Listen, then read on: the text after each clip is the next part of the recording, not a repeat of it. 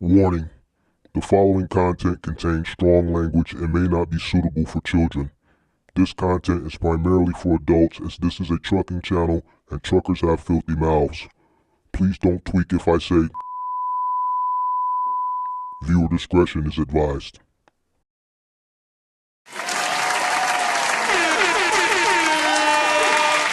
Sweet. What's going on? What's going on? Good afternoon. Well, good night.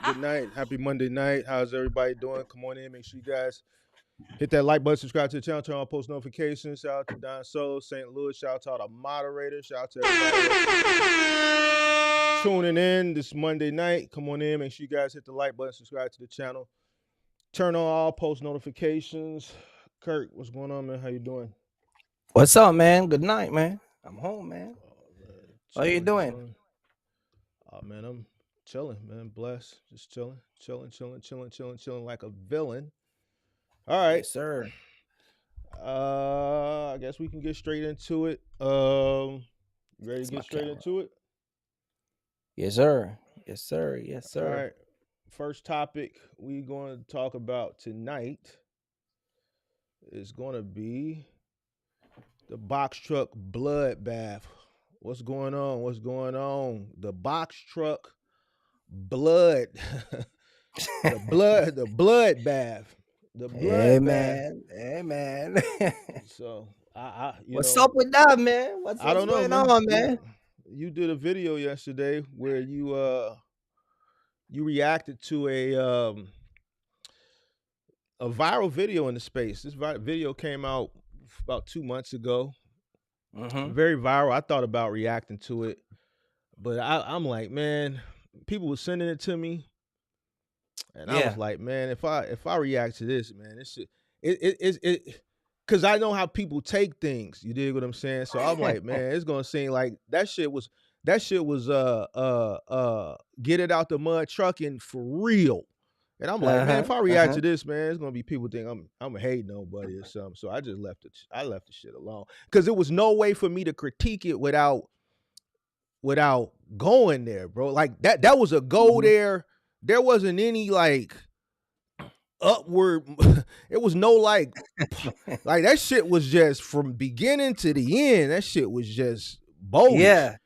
But you went on here and yeah, but I talk about business partner all the time. I'm like, people are getting into this box truck business with business partner and still failing. And I'm like, yo, what are y'all doing out here? Like, this shit don't even make no sense. You know what I mean? But, people always get upset when I say this whole business partner stuff. But I couldn't understand what this guy was even doing because his business partner don't even fund any of the business but have access to the business account. So that is another thing that catch me off guard. I didn't understand that shit. Like, you know what I mean? And for people that are wondering what video we're talking about, hold on, I'll pull it up. It's this video right here. I'm pretty sure everybody's seen it. It's a video that went viral in the space. Hold on, let me pull it up right here.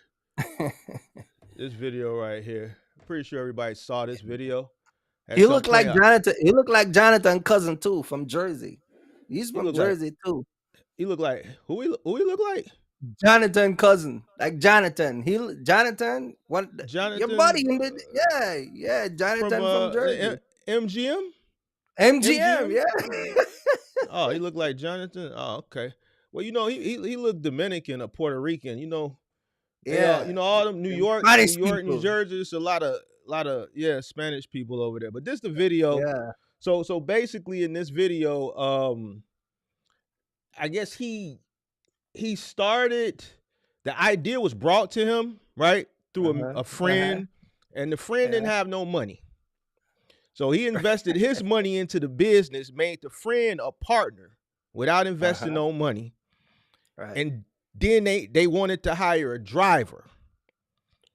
So right. The friend came to him with the idea. The friend didn't have no money. He invested the money. They're partners. And then neither one of them wanted to drive for whatever reason. Mm-hmm. I think the friend didn't have no license or his license was messed up. I think he had something going on. So they hired a driver. So the first thing I thought was, damn, so that's 3 people that's got to eat off one truck. Right. So before he got to the 33rd minute in the video, that first part, I said, oh shit, I don't even got to hear the rest of this story. Right. But this was a classic example of unfolding them. This is a unfolding them. This is a get it out the mud. But he ain't the only one, and he went the box truck rental route. The renter shit. I keep telling them about this renter stuff, but see, they want to argue with you, man. I watched that video.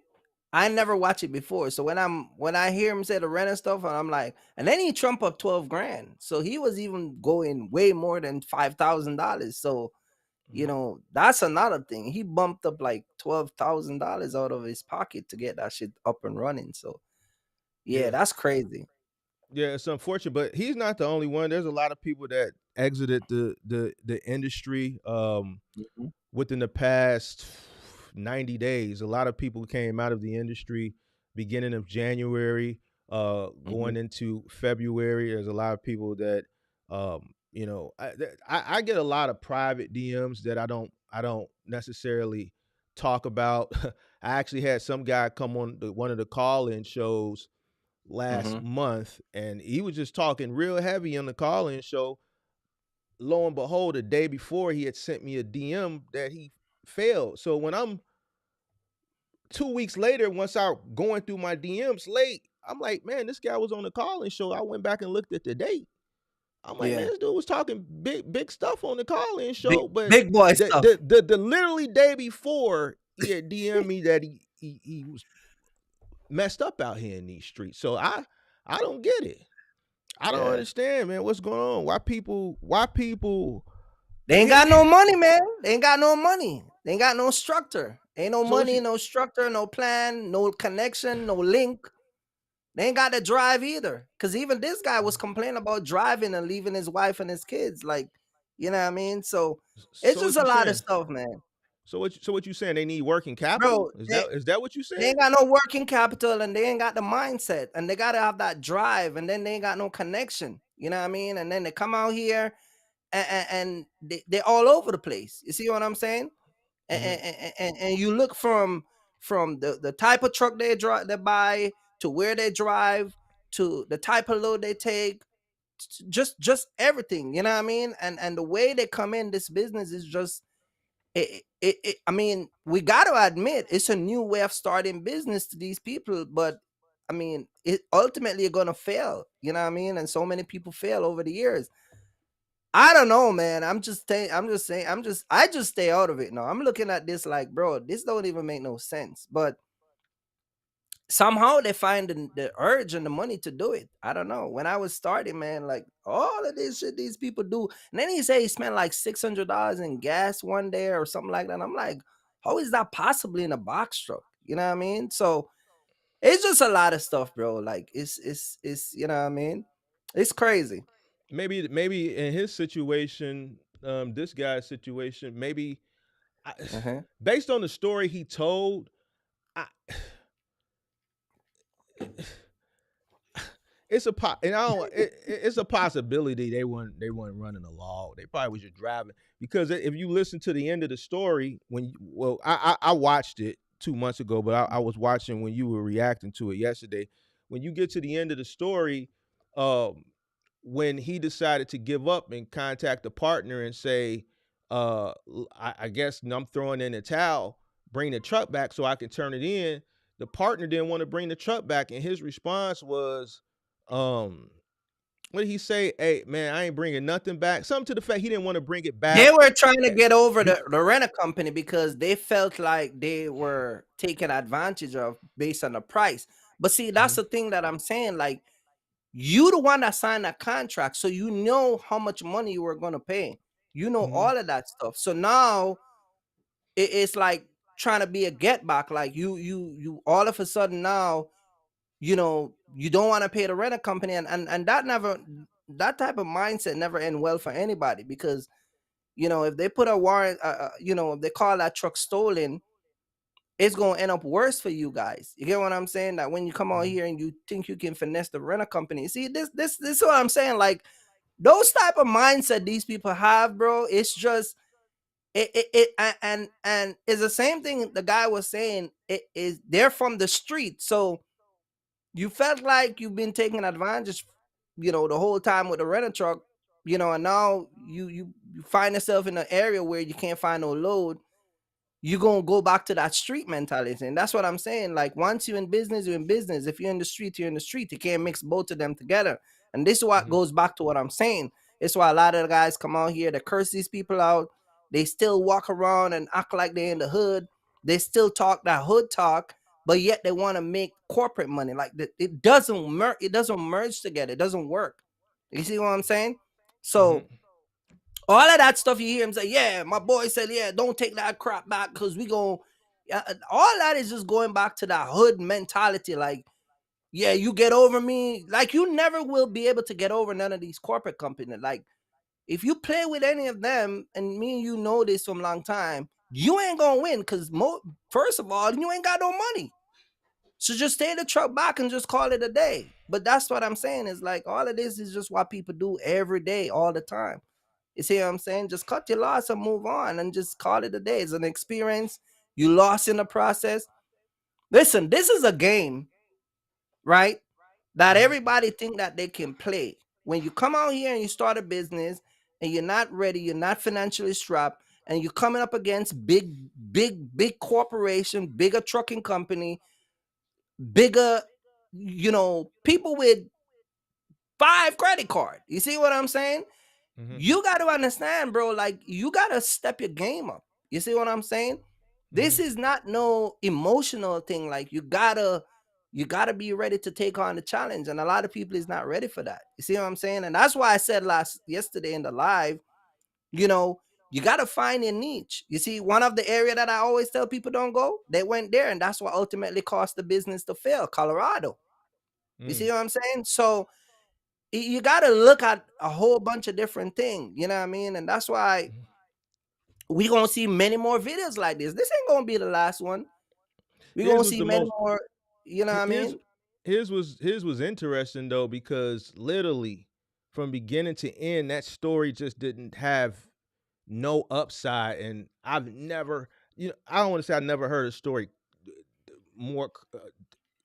I don't want to say his story was the craziest, but when I do my get it out the mud trucking and I do my little get it out the mud skit, like literally that was a get it out the mud skit, all the way down to when he called his buddy, and said, yo, bring the truck back. And his buddy said, man, they getting over on us. The rental truck company getting over us, and he didn't want to bring the truck back. Like, how can you say somebody is getting over on you for a rental truck with the price that you agreed on? You agreed on this price. How they getting over? That's what I'm saying. And that's what I'm saying. Everybody agree, but then when shit hit the fan, they want to complain. You see what I'm saying? They want to complain, and then they want to, you knew what you were getting into, but then when you can't afford it, it's everybody else's fault. You see what I'm saying? And then you were warned, especially when you were warned, you were warned about certain things. People tell you, you seen all the red flag around you, but somehow you think that you're gonna come out here and just, we gonna do it this way. Well, I'm gonna do it this way. No, that's a way that ultimately gonna let you fail, and that's why so many people fail all the time. You see what I'm saying? So I don't know. And he said somebody was a millionaire. I was lost when they said somebody come with, the whole $1 million, or some guy with $1 million. I don't know. But I missed that part of the story, or maybe I forgot. But it's like everybody else, bro. They come on YouTube, they see people doing stuff, and they want to come in. They don't want to do the research. They hear the sling, the slanger. Everybody come in, they ain't got no money, and I'm gonna be honest with you, bro. I'm gonna be honest with you, and I've never looked at this the way, because I've been watching a lot of people fail, bro. This box truck industry start to come in. It start to come in like the casino. You see what I'm saying? The house always. Why you think it's like a casino? What the house always win. I don't look at it like a gamble. I just think it's a lot of uninformed people that's investing into something that they don't understand. and they Oh, think it's sweet. They think it's sweet when it's really not, okay, because but the house is the broker, the house is the rent company, the house is the insurance, the house is all the things that the house is the LLC, the house is everything that you put together. Those are the house because they get their money. You true, lost. true. The owner operator, the driver, um, especially from an OTR perspective, Uh-huh. they're at the bottom of the hill. The shit rolls downhill. There's a lot of working parts Uh-huh. that are nibbling and pinching off that pot before it gets down to the bottom of that hill. I mean, but that's what you signed up for. That's a Mm-hmm. part of the game that a lot of people decide to play, and when they actually get in, the game, uh uh uh so to speak, they Well, end let's up talk being about this game thing. they end up being Kwame Brown.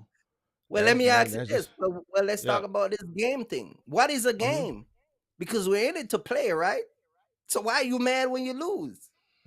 Is one person gonna take the trophy home? So why are you upset when you lose?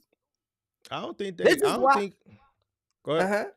No, go ahead. This is why you gotta be careful what you title stuff and what the mindset around things. Because if I call this a game, then if the broker pay me $200 and a $500 load, I'm not supposed to get upset. You see what I'm saying? hmm Don't get upset when they play you because you call your business. You say you come into the box truck game. mm You understand? So you got to be careful of the way you think when you move towards doing anything also, because a lot of people don't like they like this is why you got to stay away from all that trendy stuff and all that trendy talking and all that last year we see a lot of trend talking, uh, uh, the game, get the bag, do a whole bunch and just keep going, and it's like people get upset when the things they call themselves play out and they lose. Like, you know what I mean? So I don't know, bro. It's crazy. So when do people actually get it? When are we going to see people coming into the space, and we're going to see a majority of the people that's coming in with their shit together, that do their research, have a business plan, understand that they need working capital, just increase their business acumen somewhat to a place of, at least they can survive year one and year two. I understand that not everybody that's coming into a business is just going to have the acumen of a person that's, a 10-year veteran, but at least increase your acumen to, surpass year one and year two. I've talked to so many people since I've been creating content in this space, and they don't even last Mhm. 30 days. I've talked to people that have lasted a week. I've talked to people that have lasted 2 weeks. I've talked to people that have lasted 30 days. Most people, we understand that a lot of people that come into this business is going to fail, but they don't even last a month. Yeah, but you got to look at the motive too. You got to look at the motive. So when you just ask when would we see people coming in, right? And going to give us that glory, that story that we made it past 2 3 years, yada yada yada. See what I'm saying? You Yep. got to look at the motive of those people. See what I'm saying? The motive is going to set the foundation of what they're coming out here to do. So if I'm going to start and structure my business to be successful, then that's my motive, right? To grow, to do the research, to you know uh, uh get enough capital to start the whole shebang. I'm going to make sure that I set up everything because I don't want this thing to go south in 2 3 weeks, like you're saying. So I'm gonna make sure that once I come out here, I'm structured to go. You see what I'm saying? So you gotta Mm-hmm. look at the motive, right? A lot of these guys' motive are not business set. It's not business. It's not rooted in business. It's a money grab. it's about getting a rent a truck and come out here and run up the bag and you see what I'm saying? So the motive, the intent behind what they're really coming out here is not with good intention. And so anything that doesn't have good intent is not gonna last, because if you're not gonna do the work if you're gonna come out here just to be a money grab, you're not gonna put in the work to do the proper research. You're not gonna go through the proper channel. You're not gonna take the time. You're not gonna try to know the right people. So when you come out here, you can stay out here. Because it's a money grab and because everybody just want to get the bag, then what happen is they're gonna miss a lot of red flag. They will miss a lot of stuff that they're supposed to pay attention to. They're gonna run into a lot of issues, you know, whether it be shipper, receiver, DOT, whichever you want to put it at, right? They're gonna miss all of that because the intent is to grab that money and go. Just like yesterday when the guy said it in the video, I told Buddy to bring the truck back, and what the guy said, man, screw them people, they'll get over enough. So the motive, you see right there, it shifts from being a business person to now the motive move to now you're gonna be a hood dude. Like, yeah, I ain't giving them this. You see what I'm saying? So now you're going to risk the name of your company, and then you're going to risk your freedom, because once they check out that report that truck stolen, it's over for you. You see what I'm saying? So that's what I'm saying. That the intent, the motive, if we see less people with good intention coming to start business, then they're not gonna last. But if you're gonna come out here and decide that this is gonna be the livelihood, this is what I'm gonna grow and make my family eat, you know what I mean, and live off of for the rest of the life, because I'm not trying to go back to that 9 to 5, then we're gonna see a lot more people come on here and last out here.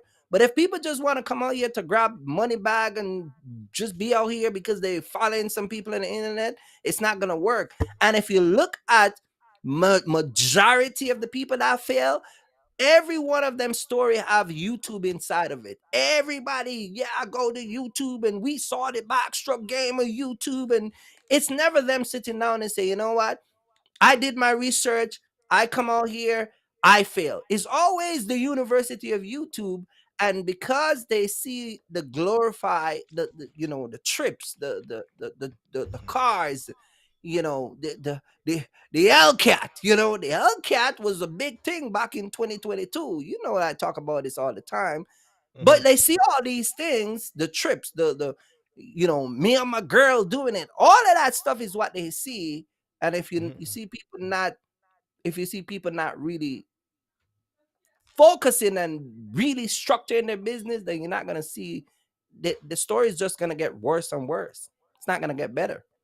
Yeah, I agree. I think from what I'm seeing, the mindset of the individuals that are coming in now in comparison to when I first started creating content, Mm-hmm. the mindset is getting worse and worse and worse. So as time goes on, you got people that are doing less, less due diligence. They're just, the mindset is just totally different. It's almost Yeah, like yeah, day and night, and with the mindset being just so poor as far as just doing what's in your best interest when starting a business, which is a lot of the research. The entrant now is very, very, they have an aggressive, you know, attitude when they mm-hmm. are Right. confronted with the truth, or when they are confronted with the actual information that they need to succeed. They don't want to hear it. They call you, you don't know what you're talking about. Like the respect level for the Mm-hmm, mm-hmm. Right, OGs is right, not there. You know what I'm saying? right. They don't got the respect for the people that came before them that have the knowledge. And on top of that, the work that's associated with being successful to get to that successful point, they don't want to do it. They want an accelerated roadmap to the top. And when you tell them it doesn't work like that, you should just see the facial expressions. That's why I don't even really like the call-in show. Somebody asked me, this morning about you ain't did a Right. call-in show in a while. It's because, like, that should be depressing, bro. Like Mm-hmm. like I could do a call-in show. I know people are gonna call. I know it's gonna get the views. The reason why I don't do it as frequently because the content shit is cool, but it's not like what I do for a living and shit. So if it's something that's you know depressing to me or it just gives me a headache, it's not something that I'm not pressed to do that shit. You see what I'm Mm-hmm. saying? I'm not pressed to do it. So I have to take breaks um in between doing that show Mm-hmm. because no matter how many episodes of that show I do, it's like, man, the shit don't get better. The stories Right. get crazier, they get worse. The Yeah. work ethic is just it's getting worse. You know, the guy I talked to, about a month ago, shout out to him. It's not a slight or anything, but he didn't even want to talk on the phone. Right. He wasn't even really doing none of the physical work. He just connecting the dots and just the heavy lifting of connecting the dots and having to delegate to probably men that are older than him that are lazy, like guys that we talking about now is a lot, but you just getting started. If you can't handle this now, damn, you ain't gonna be able to You're not handle. gonna be able, Yeah, right. Yeah. so it's just concerning. It's just concerning to me, man. I Yeah. don't get it.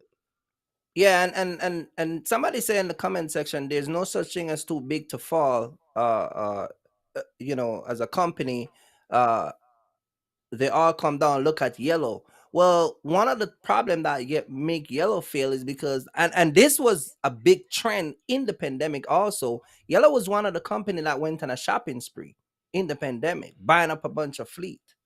You see what I'm Mm-hmm. saying? And Mm-hmm. there was other trucking company that went and buy a whole bunch of fleet. And so when you go to the bank and get $2 million to add $2 million worth of fleet to your truck, and then the work, you know what I mean, Mm-hmm. disappear. Now you paying note on a truck, but you're taking money from here. And this is the thing that we never really break down why a lot of these guys fails also. When you make a lot of money in the pandemic, and this is what makes a lot of these guys fail after the pandemic, because if you look at a lot of guys who were like have one or two truck before the pandemic, when they went and bought 5 more trucks and now they have a fleet of 7 truck, because the work get taken away, because the market correct itself, whatever money is coming from that 2-3 trucks is paying for four other trucks. Mm. You see what I'm saying? Because those 4 other trucks not making the money across the board. The company is not generating that income across the board to pay for those trucks and leave the company with a profit. You see what I'm saying? Mm-hmm. So a lot of these guys where you see, like, they had 3 trucks before the pandemic, then they bought 3 more, and then what happened is the money dropped so low that now they have to be running those 3 trucks. Then those are the 3 trucks parked, and they have to be paying for those trucks. So now you owe the bank for 6 truck, and now the work is not matching up to pay for all 6 truck, and then you have driver issue because, like you said, after the pandemic, we got an inflation of the gig app. Then you know what I mean. Then people were just going out of places. You get what I'm saying? So now people were quitting their jobs. So now you have 6 truck to pay for. And ultimately those guys ain't going back because of whatever reason. Ultimately that company is gonna say, you know what, come and I told you about the guys over in Jersey that have 10 Volvo and he returned all 10 of them. You see what I'm Mm. saying? Yeah. So Yellow was one of those companies that fall victim to that. You see what I'm saying? So if those big companies are failing and falling victim to those type of stuff, then you that are But coming in, you ain't gonna survive it. but that's not all big companies though. No, that's not all. I'm just using that, Yellow just you know. made some mistakes along the way, and they just couldn't recover from it. Right. So That's what I'm saying. You know. So You as a small guy, if they're big and they're making, and they've been in business for years and they fail, and they know more about the market than you. Here's the thing. That's just coming in. How you gonna survive? You're not gonna survive. Here's the thing. The problem is, and I'm just gonna say it for the 1 millionth gazillionth right. time.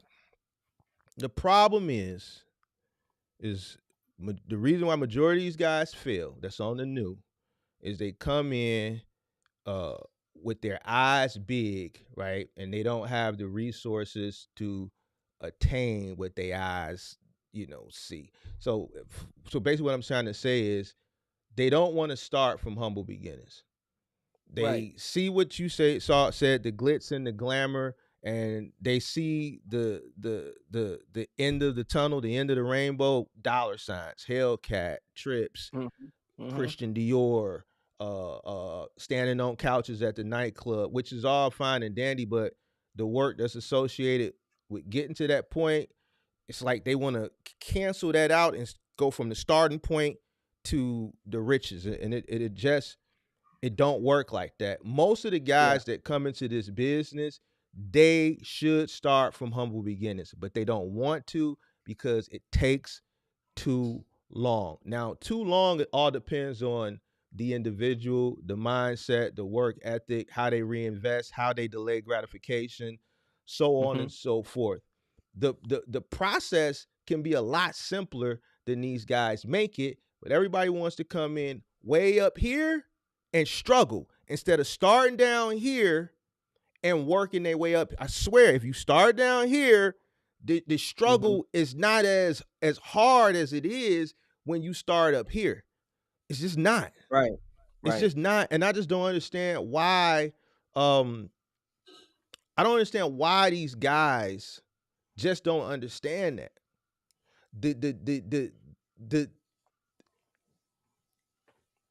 I know. I can give you an idea. It's not hard. It's not hard. Start from the bottom. It's simple as this, Kirk. Start from the bottom and work your goofy ass up. You ain't got the Listen, I didn't have the capital to start up here. Most people don't have the resources to start up here. Start your goofy ass at the bottom and work your way up.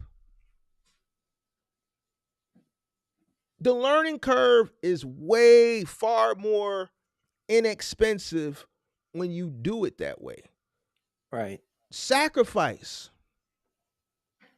They don't want to sacrifice. Robbing from the sustainability of the business. But taking the money that's coming in and spending it instead of reinvesting it. Yeah, but that's because they value social media over. I'm getting to that. Making bad personal decisions. Personal decisions that ultimately affect the business. The decisions that you make when you become an entrepreneur in your personal life affect your business. And see, we can get deeper into that, but see, then that's when people start getting their feelings. You know what I'm saying? Making bad decisions in your personal life. And that's the truth. But see, they don't want to hear that shit. Those sacrifices, smart decision making, I swear, if you make good decisions, you make the sacrifices, you work extremely hard. If you start at the bottom, that road to get to ultimately where you want to get to, it won't take that long. It took me 4 years. By first year hustling, I was up. We was playing with a bag. By year 3, I was getting licensed. By year 4, takeoff phase, we buying trucks every other month, cashing out. It don't take that long. Those 3-4 years went by really, really quick. And the reason why they went by so quick is because I was consumed with work 6-7 days a week. I couldn't make no bad personal decisions because I didn't have no fucking personal time. My time, whatever time that was available when I wasn't sleeping, to me, available time is when I'm not asleep. When I'm not asleep, I'm working. Mm-hmm. And that's how anybody that's on the new, that's looking to start a business, that's how they should be thinking. Yep. And that's just this is why you gonna get mad, because I'm here talking this shit from behind this desk that they hate. Because they don't want to make the sacrifices. Then what's going to happen is 5 years is going to go by. 7 years is going to go by, right? 10 years is going to go by, and then they're going to reassess the last 10 years. Right. And then they're going to say, I wish I would have. I should have. Then they become a shoulda, woulda, coulda. But can that's I just say, what it is. But also, I think, because even some of I know you know, I remember this guy out of Chicago, right? I'm not gonna call his name, right? He watched a content, and he watched a content from, I remember from I came on YouTube, was doing the box truck, right?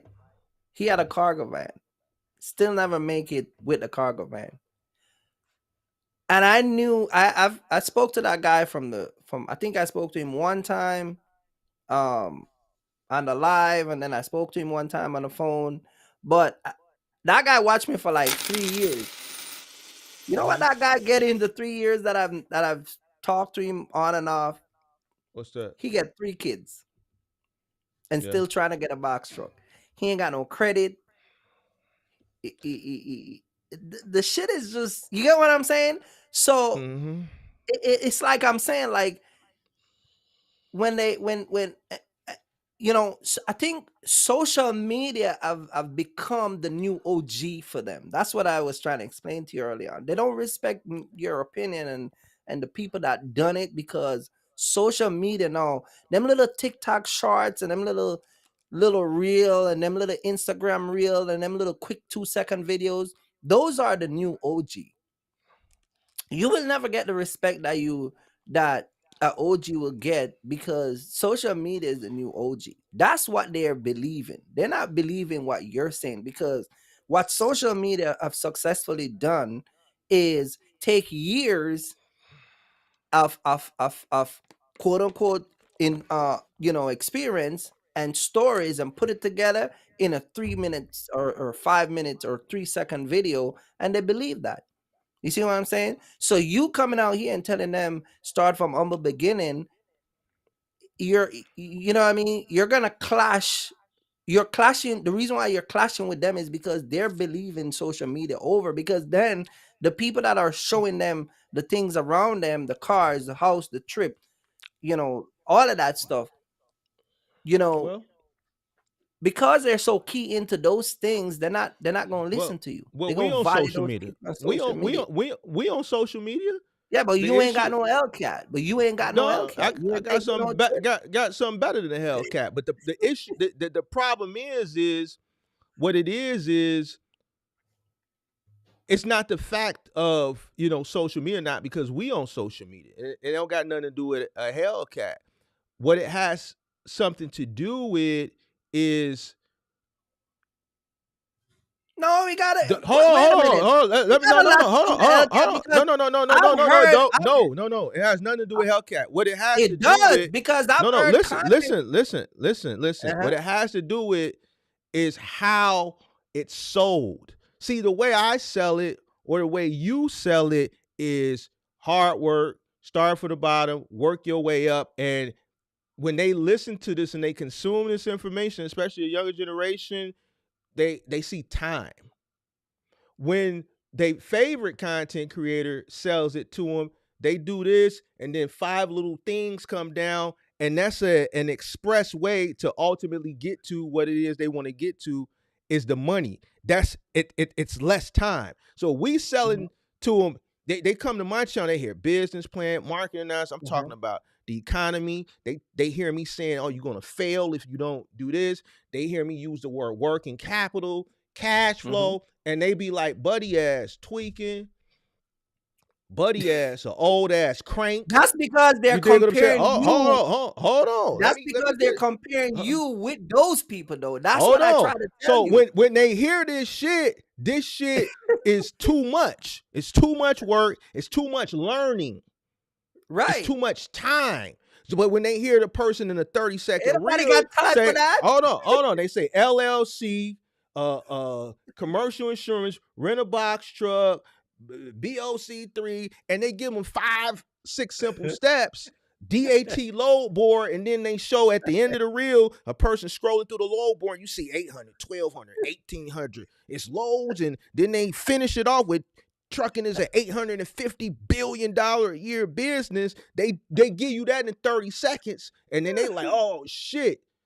Let me go do this real quick. That's easy. They can consume it in 30 seconds and they off to the races. Over here, I'm talking about you got graphs going around, and I'm not even all here, bro. You're not even all here. But see, here's what I'm saying. They so fickle and naive, they don't even realize that because they not out here.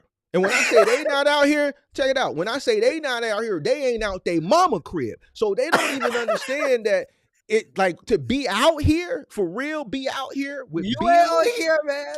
No. See, it's a difference of not being out here and not be. See, they not out here for real. They not out in the world. They still living in a mama's crib with their favorite boy band poster on the wall from when they was a kid in a twin size bed. So they don't really understand what it's like to be out here for real and maintain a business. Why we gonna take advice from you? You're not out here. Hey, Kirk, check it out. It costs a lot of money not to be out here. Hey, listen. Being in the crib is cool, but I can tell you one thing: it ain't free. No, I know that, but that's one of the things. You're selling. I ain't selling shit. I'm not selling them shit. See, that's the thing. I ain't selling them shit. You selling them stuff, but you're not even out here, bro. That's what I'm saying. You're not even out here. So they compare you. Here's the thing. Most How of you the gonna people go up against a guy that is out here, put all of that together? Who's out here? Who's out here though? Who's out here? Who? Name somebody. Because a lot of the big guys that sell, easy, they ain't out here. One of them never ever been out here. He tells them, I've never driven a box truck. So that's what I'm saying. That has nothing to do with it. The biggest influencer in this space has never been in a box truck ever. And he tells you that. He's transparent. So why you think they believe him over you? So no, it's not the belief. See, you missing what I'm telling you. It has nothing to do with out here or not out here. You got to you have to look at the mindset of the consumer. People have a short attention span nowadays. Right. All right. So they have a short attention span. You come to my channel, you see 2, 3, 4, 5 hour live streams. Mm-hmm. You go to some of these guys' channel, and some of these guys don't even have a channel. If they do have a channel on YouTube, it's nowhere near as successful as their TikToks and their Instagram. That tells you something now, right there. A lot of these guys, they prefer the platform that, has short form content, and they'll have 1 million subscribers over there, and over here they'll have 10,000. Or they'll have 100, 200, 300, 400,000 subscribers over there, but over here they'll have a couple thousand. So it has nothing to do with the individual.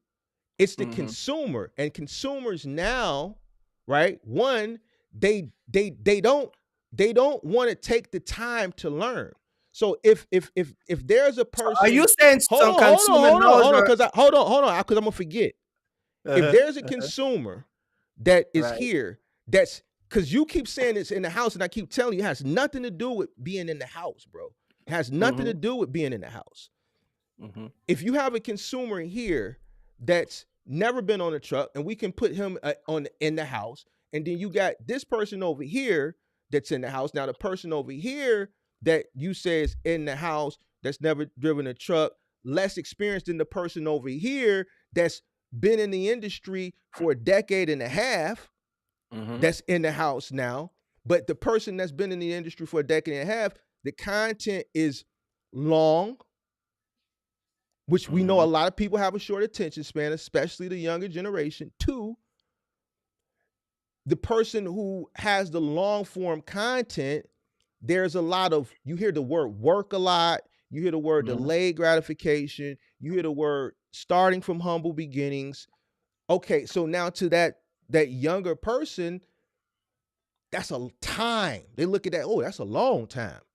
He talking about starting with what I got, and man, my baby mama gonna get her taxes. Fuck all that shit. I'll just wait till March till my baby mama get her taxes. Instead of starting in October, you can start with your car. They rather wait to March instead of starting with what they have and working their way up. So it has nothing to do with the individual. It has nothing to do with the individual. It has all to do with the person's mindset. So what I'm saying is I'm comparing two people that are both not in a truck, but one person is on a short form platform. It's the consumer and how they consume shit.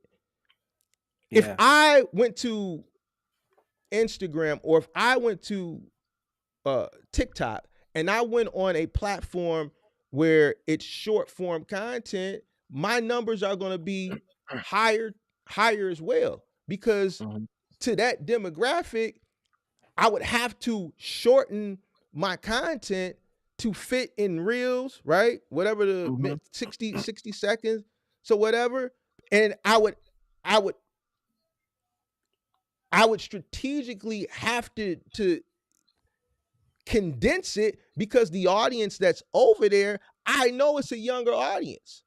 I know they have a short attention span. You see what I'm saying? So it's not the individual, because both of these two people that I'm weighing, the only difference is one has been doing it longer than the other, but the age is about the same. They're not actively out here. You see what I'm saying? Yeah. So it has nothing to do with being in the house, because the biggest influencer is not out here either. So your argument there is not correct. It's all on the consumer, how they consume, and what they want to do. Most people don't want to take the long road. They want to take the short road. Now, Chauncey is in here saying we talking about somebody, and nobody's talking negative about the individual. No one's talking negative about the individual. And see, this is what I'm saying. This is how people try to stir up bullshit, instead of listening to the context of a comparison of two individuals. There was nothing negative. So don't try to stir up no bullshit, because ain't nobody said nothing negative about the man. We comparing two individuals that are not actively out here, and I was doing that purposely to dispute his claims of being in the house. So okay, so what is it, a defense then? We're not talking about anybody for them to defend themselves. There was nothing said negative for a person to be here to defend themselves. Right. All right. So there's nothing to talk about. There's nothing to defend. I mean, but he ain't the only content creator that's it's just when he comes up, this individual always comes to and the thing is, ain't nobody said shit negative about the man. I'm just using the individual as a comparison, because Kirk is saying you got to be out here to get the attention. I'm saying, no, you don't, because here's a guy who's not out here and he's the biggest. If anything, is a fucking compliment. So what does he need to be here to defend that for? Right. Because Chauncey, see, this is the issue I got with this guy, which it's probably him. So are you talking to me or are you talking to him? Because I gave the man a compliment. But here's the thing. Once you become a content creator, even though that individual is not being scrutinized right here at the moment. It's content. We can react to the content. We're not even reacting to the content. Yeah. I use the man in a I think positive light. he doesn't understand what you're saying. You're not saying so you're not saying that you're saying it has nothing to do with a person in a truck or not. So you're just making the comparison because a lot of people, what I'm saying is Instagram and the social media, because people who are putting the content out is some of those people are in trucks, or some of those people are out here. Some of them are not, but a couple of them are out here. What I just said to you is that, well, the reason why they're not listening to you is because you're not out here. So you're just making the comparison. So, well, there's another content Hold on. creator. Let me drop the link, because I'm You know what I this mean? guy, man. This guy, he wanted with who took a shot at Buddy? Who took a shot at him?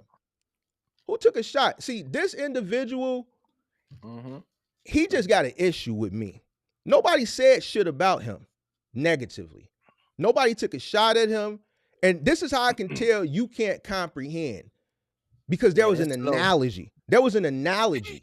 And when you look at the analogy, me and this man are sitting up here debating. And I said, no, Kirk, that's not true, because the largest content creator is not out here. It's never been out here. Where is it a shot?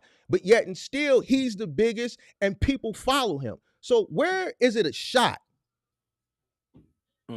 Okay, so how is it you take shots at content creators? Don't act like you don't. So what are you talking about? Now you're saying I didn't take a shot. So which is it? Which is it, bro?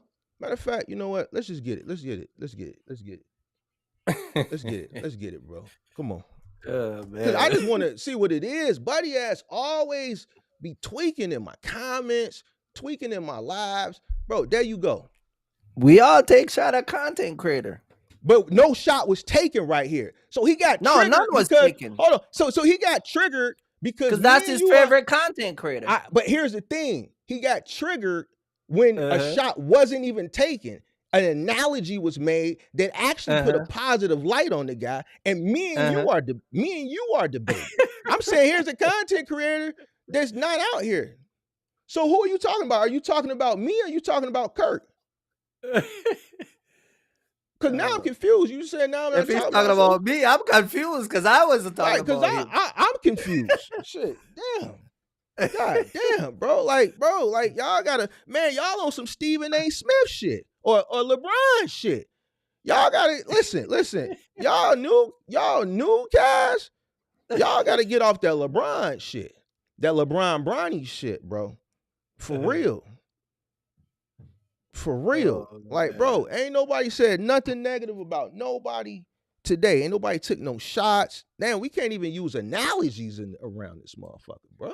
This shit crazy. I never can understand why so many people always go hard for these people and they don't even know them. I never can understand it. I mean, I don't know.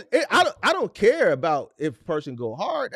Everybody got a right to like and dislike who they want.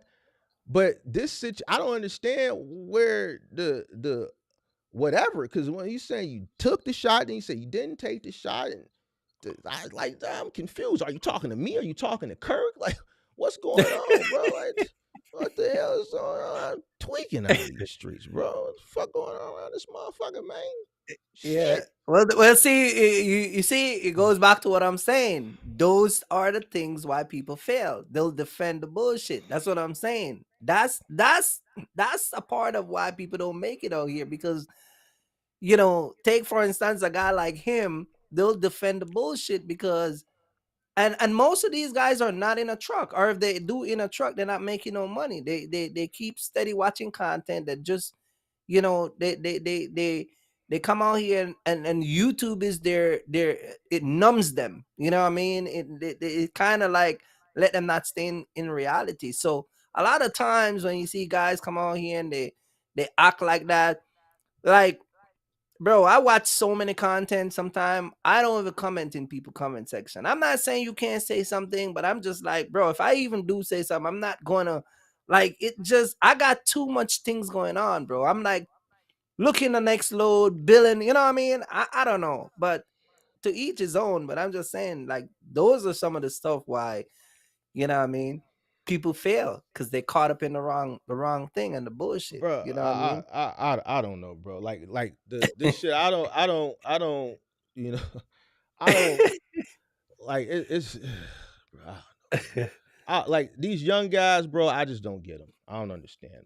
These young boys, I don't. The Y hens. That's why they're The young, man. YNs, bro. They'll never get. That's why they. I That's don't why get 'em. they'll never get. That's why some of them will never get where we are because they're No, young. we not gonna say that. It's gonna Oh, be then some I'm that- gonna say it. it- No, they're not. With a mindset. No. yeah. Hey, check this out, bro. Hey, check this out. Not everybody gonna make it. Oh, And yeah, with some not of these guys' not everybody gonna mindset, make they it. ain't gonna make it. Exactly. So you can't mold still bread, bro. Like some of these guys ain't gonna make it. You know Yeah, what I'm saying? If they're not majority willing to, you know what I mean? majority not gonna make it. That's just the statistics when it comes to business and Right. in general. But I think what you're trying to say is fuck it. I don't even care, bro. I don't even care to even waste my time.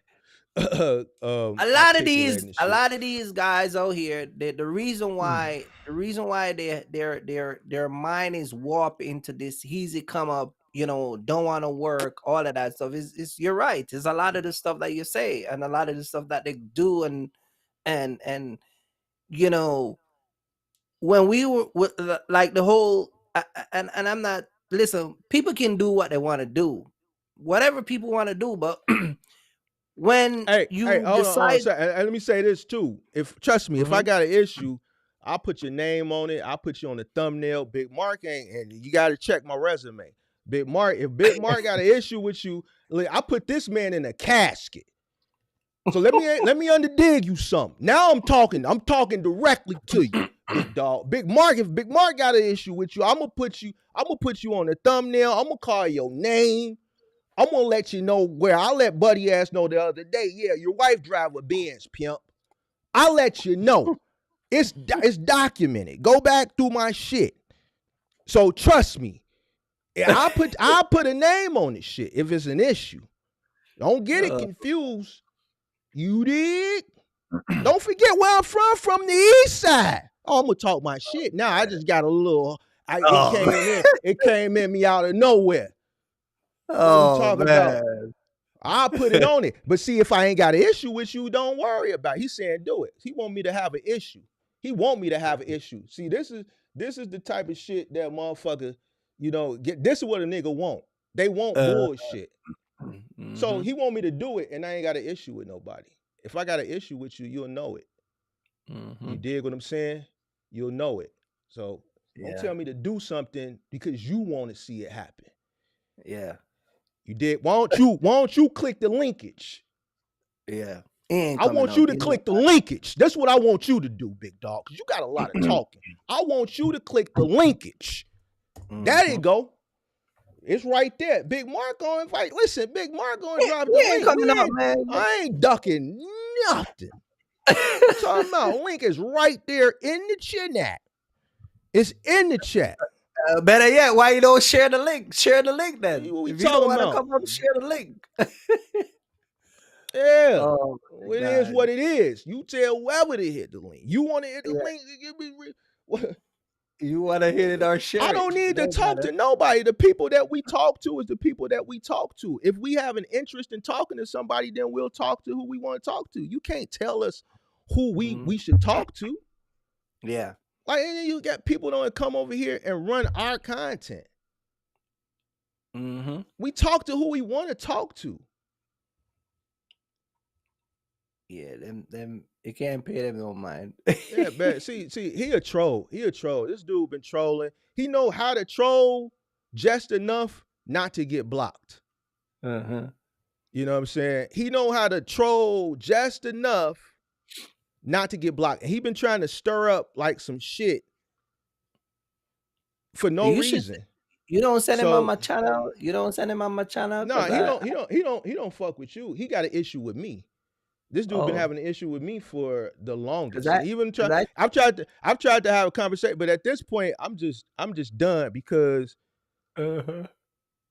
he waits till I go live. and he just has an issue. And then it's like, when I drop the link to have the conversation, he don't want to have it. You dig what I'm saying? So he just trolls just enough so Pippi won't block him. He know how to walk that line so Pippi won't block him. So we just let him come in here and troll. You know what I'm saying? So he says we're mad. Nobody's mad. Who's mad? Who's mad? You came in here and like you always do and stir up trouble from the confines of your phone. But when we give you the opportunity, when I give you the opportunity to come express your grievance, you won't do it. So at the end of the day, this is how I look at it. Are you telling me one of them internet thugs? You one of them internet thugs? I wouldn't say internet thugs. One of them finger fighter? Are you telling me one of them finger fighter? I call him an internetter. An internetter. You see what I'm saying? Because one, it takes a lot to put yourself on a public platform. So anybody that creates content, I salute them, because one, it takes a lot to put yourself out there. And then you deal with scrutiny, which I think I deal with it the best, because I drop the link. And we see what happens when you drop linkage. It's easy to do this.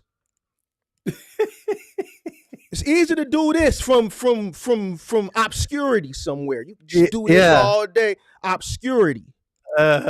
Just talk from a basement in your motherfucking Fruit of the Looms. But when it's time to click linkage, person don't want to click link, because what's going to happen then is now you become on the public eye, and now that energy that you got when you doing this, you got to have that same energy face to face. You see what I'm saying? And it don't even necessarily have to be nothing negative. It could just be a conversation. You see what I'm saying? So when I drop the link, I invite people to just have a conversation. You know what I'm saying? But in this person's case, that just has to seem to have an issue. Every time I invite him to have a conversation, it's just like, so I look at it like this. You got an issue. I've invited you to have a conversation. Link is in the chat. Link is in the chat. Link is in the chat. Let's have the conversation. Okay, if you don't want to have the conversation like men, just stop talking. Yeah. Because I've invited you on multiple times to let's have a conversation. Like so it been here a lot? It been here a lot? This man been trolling me since like October. He got an issue with you? Man, because you're home. See, he got an issue with you. Well, here's the thing. Hold on. This guy he wrote a long post last week, and then he called me narcissistic. I said, bro, you got me confused. I'm like, because all this shit you just wrote, it doesn't coincide with me. Well, man, we don't see you out here. You like the loading docks and this, that, and that. I said, bro, hold on. As I said, bro, this is how I know you don't watch my content, because you would know that I'm not active. I've been retired for a couple years now. You see what I'm saying? So, it's like you say a bunch of shit based off you finding the channel at a certain point, and then you watch a video from the point where you find the channel going forward, and you don't, you didn't go back and do the back, or you don't understand the backstory. And then when I say, bro, no, that doesn't coincide with me. You know what I'm saying? I try to, educate you on where I am in life right now. I'm thinking it ends there. I think, okay, well, this is where the misunderstanding was, because this is a conversation I had with him, and I took the time to have with this individual in the comment section. So I'm like, okay, so this is where the misunderstanding is. I get it now. But now here we are today. Here we are today, and it's still the same. So boom, link is in the chat. It's in the chat. Listen, it's in the chat. Check it out. You ever run into me, you pull up and say, I'm Chauncey. Say, I'm Chauncey. If you ever see me, pull up and say, I'm Chauncey. Tap me on my shoulder. Nice guy. Just tap me on my shoulder. I'm going to turn around like, Chauncey Simmons, is that you? See, you dig what I'm saying? I'm going to be from Chicago. Ain't He that from you? Chicago? Nah. He ain't from from the Chicago. crib? Because Chicago niggas don't troll. We ain't doing shit like that. So if you ever come across me, like you got a load here in Chicago and you just happen to stop at a restaurant, you catch me coming in and out, just be like, Mark, I'm Chauncey Simmons. Make sure you got this. And I'm gonna be like, Chauncey Simmons. Man, what's up, dog? What you got, man? What you want to talk about? You want a picture? You want to flick it up? You want to flick it up? I'm gonna put my arm around him and do one of them. I'm gonna flick it up with Chauncey, man. Chauncey a good guy, man. Hey, Chauncey a good guy, man. Chauncey a good guy, man. I like Chauncey, man. I like Chauncey. I like Chauncey. Hey, Chauncey, if you ever come here, to Chicago and you stop at a restaurant, you want to spend the night, and you catch me coming out, don't be scared to approach. Just say, Mark, I'm Chauncey. Give him a chance, and I'm gonna be like, I ain't gonna have no smoke with you, Chauncey. I'm gonna be like, Chauncey Simmons. I'm gonna know who you is automatically because I don't know no Chauncey's. The only other Chauncey I know is Chauncey from Minister Society. You dig what I'm saying? So I'm gonna be like, Chauncey Simmons, what you want a picture? I'm gonna put my arm around you like that, and I'm gonna flick it up. I'm gonna hit you with one of them. I'm gonna point at you. I'm gonna do one of them, then I'm gonna let you get another one. I'm gonna throw up the peace sign like that. Bro. You did what I'm saying? Gotta go, man. You did what I'm saying? It is what it is. Oh, man. I'm gonna flick it up with you. I gotta get out of here. You gotta give him a second chance. No, I got love for Chauncey. I got love for him. Hey, listen, we don't take this shit serious. We look, see, this is the content right there. When I see him in it, Chauncey don't know I used him for content to get the engagement. You see a shot from, it was kind of dead in here and it shot up to 100 people. I said, all right, let me lighten the room. I don't give a fuck about what Chauncey talking about. I said, let me take this opportunity to lighten the room, to get the mood. So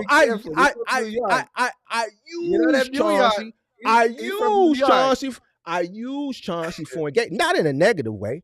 I took the opportunity to change the momentum. Now it's up there. Now we can continue on with the show. I ain't thinking about what Chauncey talking about. All right, what were we talking about? See how I got it from 67 people to 100 people? You thought like I was really like concerned? Bro, I'm trying to get the viewer, the engagement up. See how everybody in the chat doing this now with the laughing emojis and shit? That's all I was trying to do. You gonna give Chauncey a second chance? Man, if I ever see Chauncey in the city, this is what I'm gonna do. Chauncey. I'm gonna do one of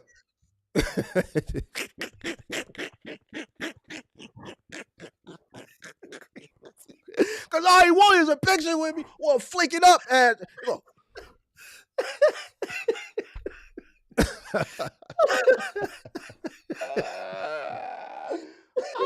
shit. That's all I think gonna happen. Man, he gonna be like, hey, this ain't gonna be Mark, man, it's Chauncey Simmons. Man, it's all love, bro. You know I just be playing. I'm like, man, you want a picture?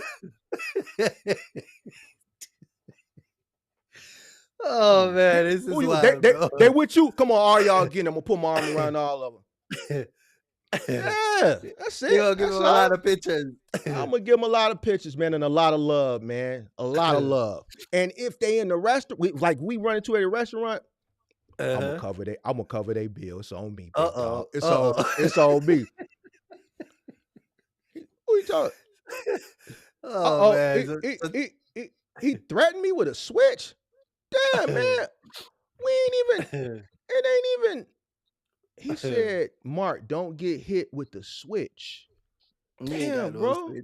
It turned into that. So damn. He threatened to kill me, bro. He said, don't get hit with the switch. I ain't threatening, man. I said, right here, I said I was gonna take a picture with the guy. See what I'm saying? I said I'm gonna take a picture with the guy, and the guy threatened to hit me with a switch. And then he said he's 6'5", 280. I can't see him on my best day.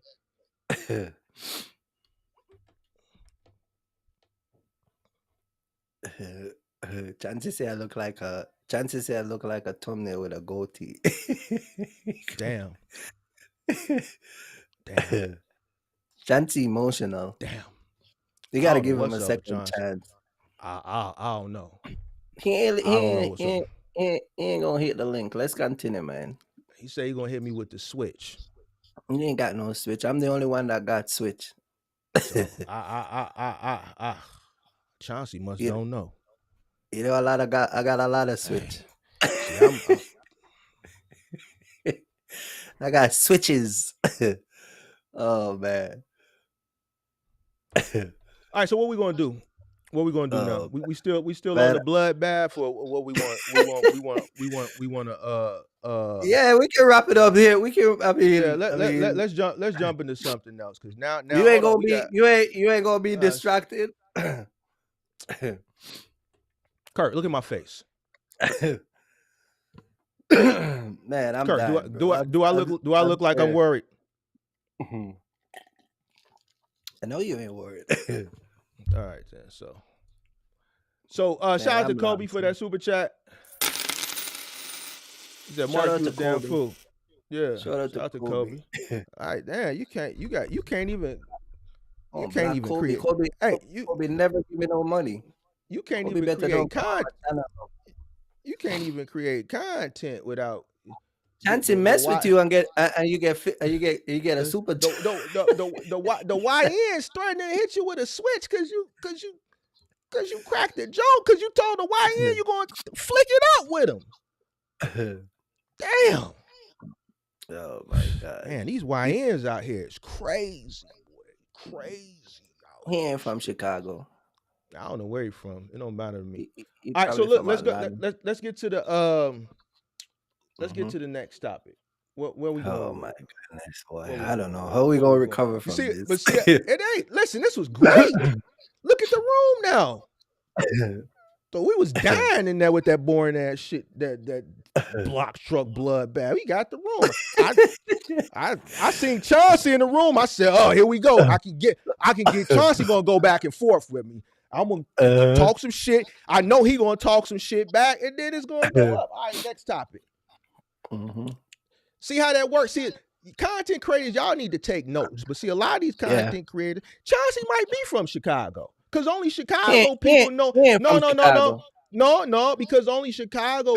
Mike Ep said it on the Breakfast Club. No, Mike Ep said it on the Breakfast Club last week. He said they asked him what was the hardest market to perform in. He said it used to be New York. He said it's Chicago. It's hard to be funny in Chicago because everybody in Chicago is funny.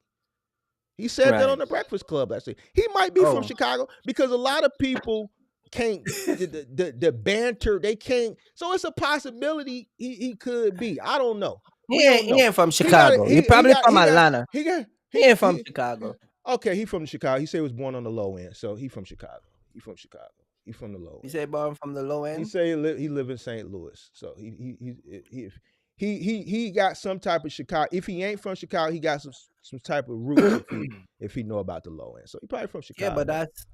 But that's down in that's not Chicago. Would you consider that Chicago? No, man. What I consider what Chicago? The low end. Yeah, like down by the border by when St. Louis, when Missouri meet. No. See, Kirk, you're not from Chicago, so you don't know what the low end is. So stop talking. The low end is the lower numbers on the south side. So we consider the low end like 26th, 31st, 35th, 39th, 43rd, 47th, 49th, shit like that. Oh, okay. That's the low end. All right. You don't know what you're talking about. Talking about down by the border, about St. Louis. What are you talking about? You don't know nothing about. You don't know nothing about the low end. That's to say I was calm dog thumbnail, man. You don't know nothing about the Robert Taylor home. What you know about that? What you know about what you know about the hole? You don't know nothing about the hole. You don't know nothing about the Mickey Cobra. Kirk, stop. Now, when we get to talking about Montego Bay or some shit like that, or Negril, or hedonism and shit like that, then you can talk. So what is STL? What is S St. Louis 314? What does that mean? What is that? St. Louis. STL is the abbreviation for St. Louis. 314 is the area code. So what is so the area code is 314. St. Louis. Yeah, St. Louis is the 314. That's the area code of the phone. Yeah, St. Louis is 314. St. Louis cats get active. They get active down there. They get active. Everybody active except Grey Polo. All right, man. Let's All right, man. Let's get get into the next topic, into it. man. That was a So good run. yeah, it was a good one. The hard ER. I had to get the engagement up, man. That shit was kind of boring at first. I'm tired of talking about failed box truckers, man. That shit's starting to get redundant, man. But anyway, yeah, they be mad at you because you ain't here. Chancey be mad at you. But anyway. Hey, listen, I was out here for how many years you supposed to be out here for? Forever? I'm supposed to be out here forever. I done did my time. I'm done. Made my money and invested. What do you want me to do? Like continue to slave? Look at the YNs, Kirk. I don't want to deal with the YNs. This is the YNs is the workforce now. They gonna threaten you with a switch if you tell them, listen. I need you to take 3 days off. I gotta reprimand you because you've been speeding. Take 3 days off. They gonna up a switch on you. He wanna up the switch on me because I crack hot. Say I'm gonna take a picture with him. I don't want to deal with the YNs. All right, let's talk about the hard ER, Kirk. A lot of people is upset with you. Now you want to talk about this for context. Kirk wanted to talk about this. No, you gonna switch from Chancey to me. Oh man. All right, let's go, bro. Listen, Kirk, you wanted to talk about this hard ER. The American, man. Let's go. Listen, this is what you want to talk about. So here we are, the hard ER. There's a lot of people got an issue with problem, man. What's your problem, man? I don't know. You wanted to talk I about saw you on the reason why I said that because I saw you on Midwest was a few weeks ago. A matter of fact, what happened to Midwest, man? I don't see Midwest. I don't know what happened to him. He probably working Amazon, taking a break. Yeah, I saw you on Midwest. Yeah, I haven't seen Midwest since couple weeks. Y'all do it, man. You did a interview. All right, Kirk. Yeah, get to the point. The hard ER. This is where everybody here. Yeah, so y'all was over there talking, and I heard you said he asked you the question something about if I'm racist, So I said, all right, let's talk about it. What do you think? I think because St. Louis here, he likes to call me. I think you prejudiced. I don't think you're racist. Yeah, okay. You think I'm prejudiced? I think you can be prejudiced sometimes, and it's because you use the word hard. You use the hard ER, and here's why I'm saying this: because I've heard you say it with the at the end, and I've heard you when you get mad, you change the to the It's harder to do You see what I'm saying? Like when you got to fix your So what is the difference? What's the difference? Tell me what's the difference. You know what the difference is. You know what the difference is. No, let me know. You said that I said okay, and then so I said let me ask you why. Because see me, I don't switch. If I'm having a conversation with my homie and I'm just saying, yeah, man, nigga, please, nigga, I ain't trying to all that goof ass shit. And even if I'm arguing with a person, man, nigga, shut your. I don't never like nigga shut your like that shit hurt to do, like, cause you gotta fix your. So for me, being a just a person, I guess, if I'm upset, the word has the at the end, the A. When I'm normal, it has the at the end. I never go So I've seen you differentiate the two. When you're calm and you're like, y'all niggas ain't talking about nothing. So what is the difference? That's what I'm saying. When I get the R in it, what's the difference? Come on, Kirk. No, explain it to me. You know what the difference is because you you make sure you only do the hard ER when you angry. So you're and saying you when I say ER, you're saying that ER mean that it's a disdain? You're doing it to be derogatory purposely. I never looked at it like that. I never. So when I say you're prejudiced, I'm saying it like not. You can do some prejudiced things at times based off how. Because Kirk, you wanted to talk about this shit. I think all of us are prejudiced. I think all of us are prejudiced in us, though. Let's be honest. Explain. Because sometimes your content you can come off as prejudice too. You favor a set of Okay, people over a set of go people. ahead. See what I'm saying? Explain. All right, explain to me. No, yeah, because even when you drop the link and there's certain people that come up, you know,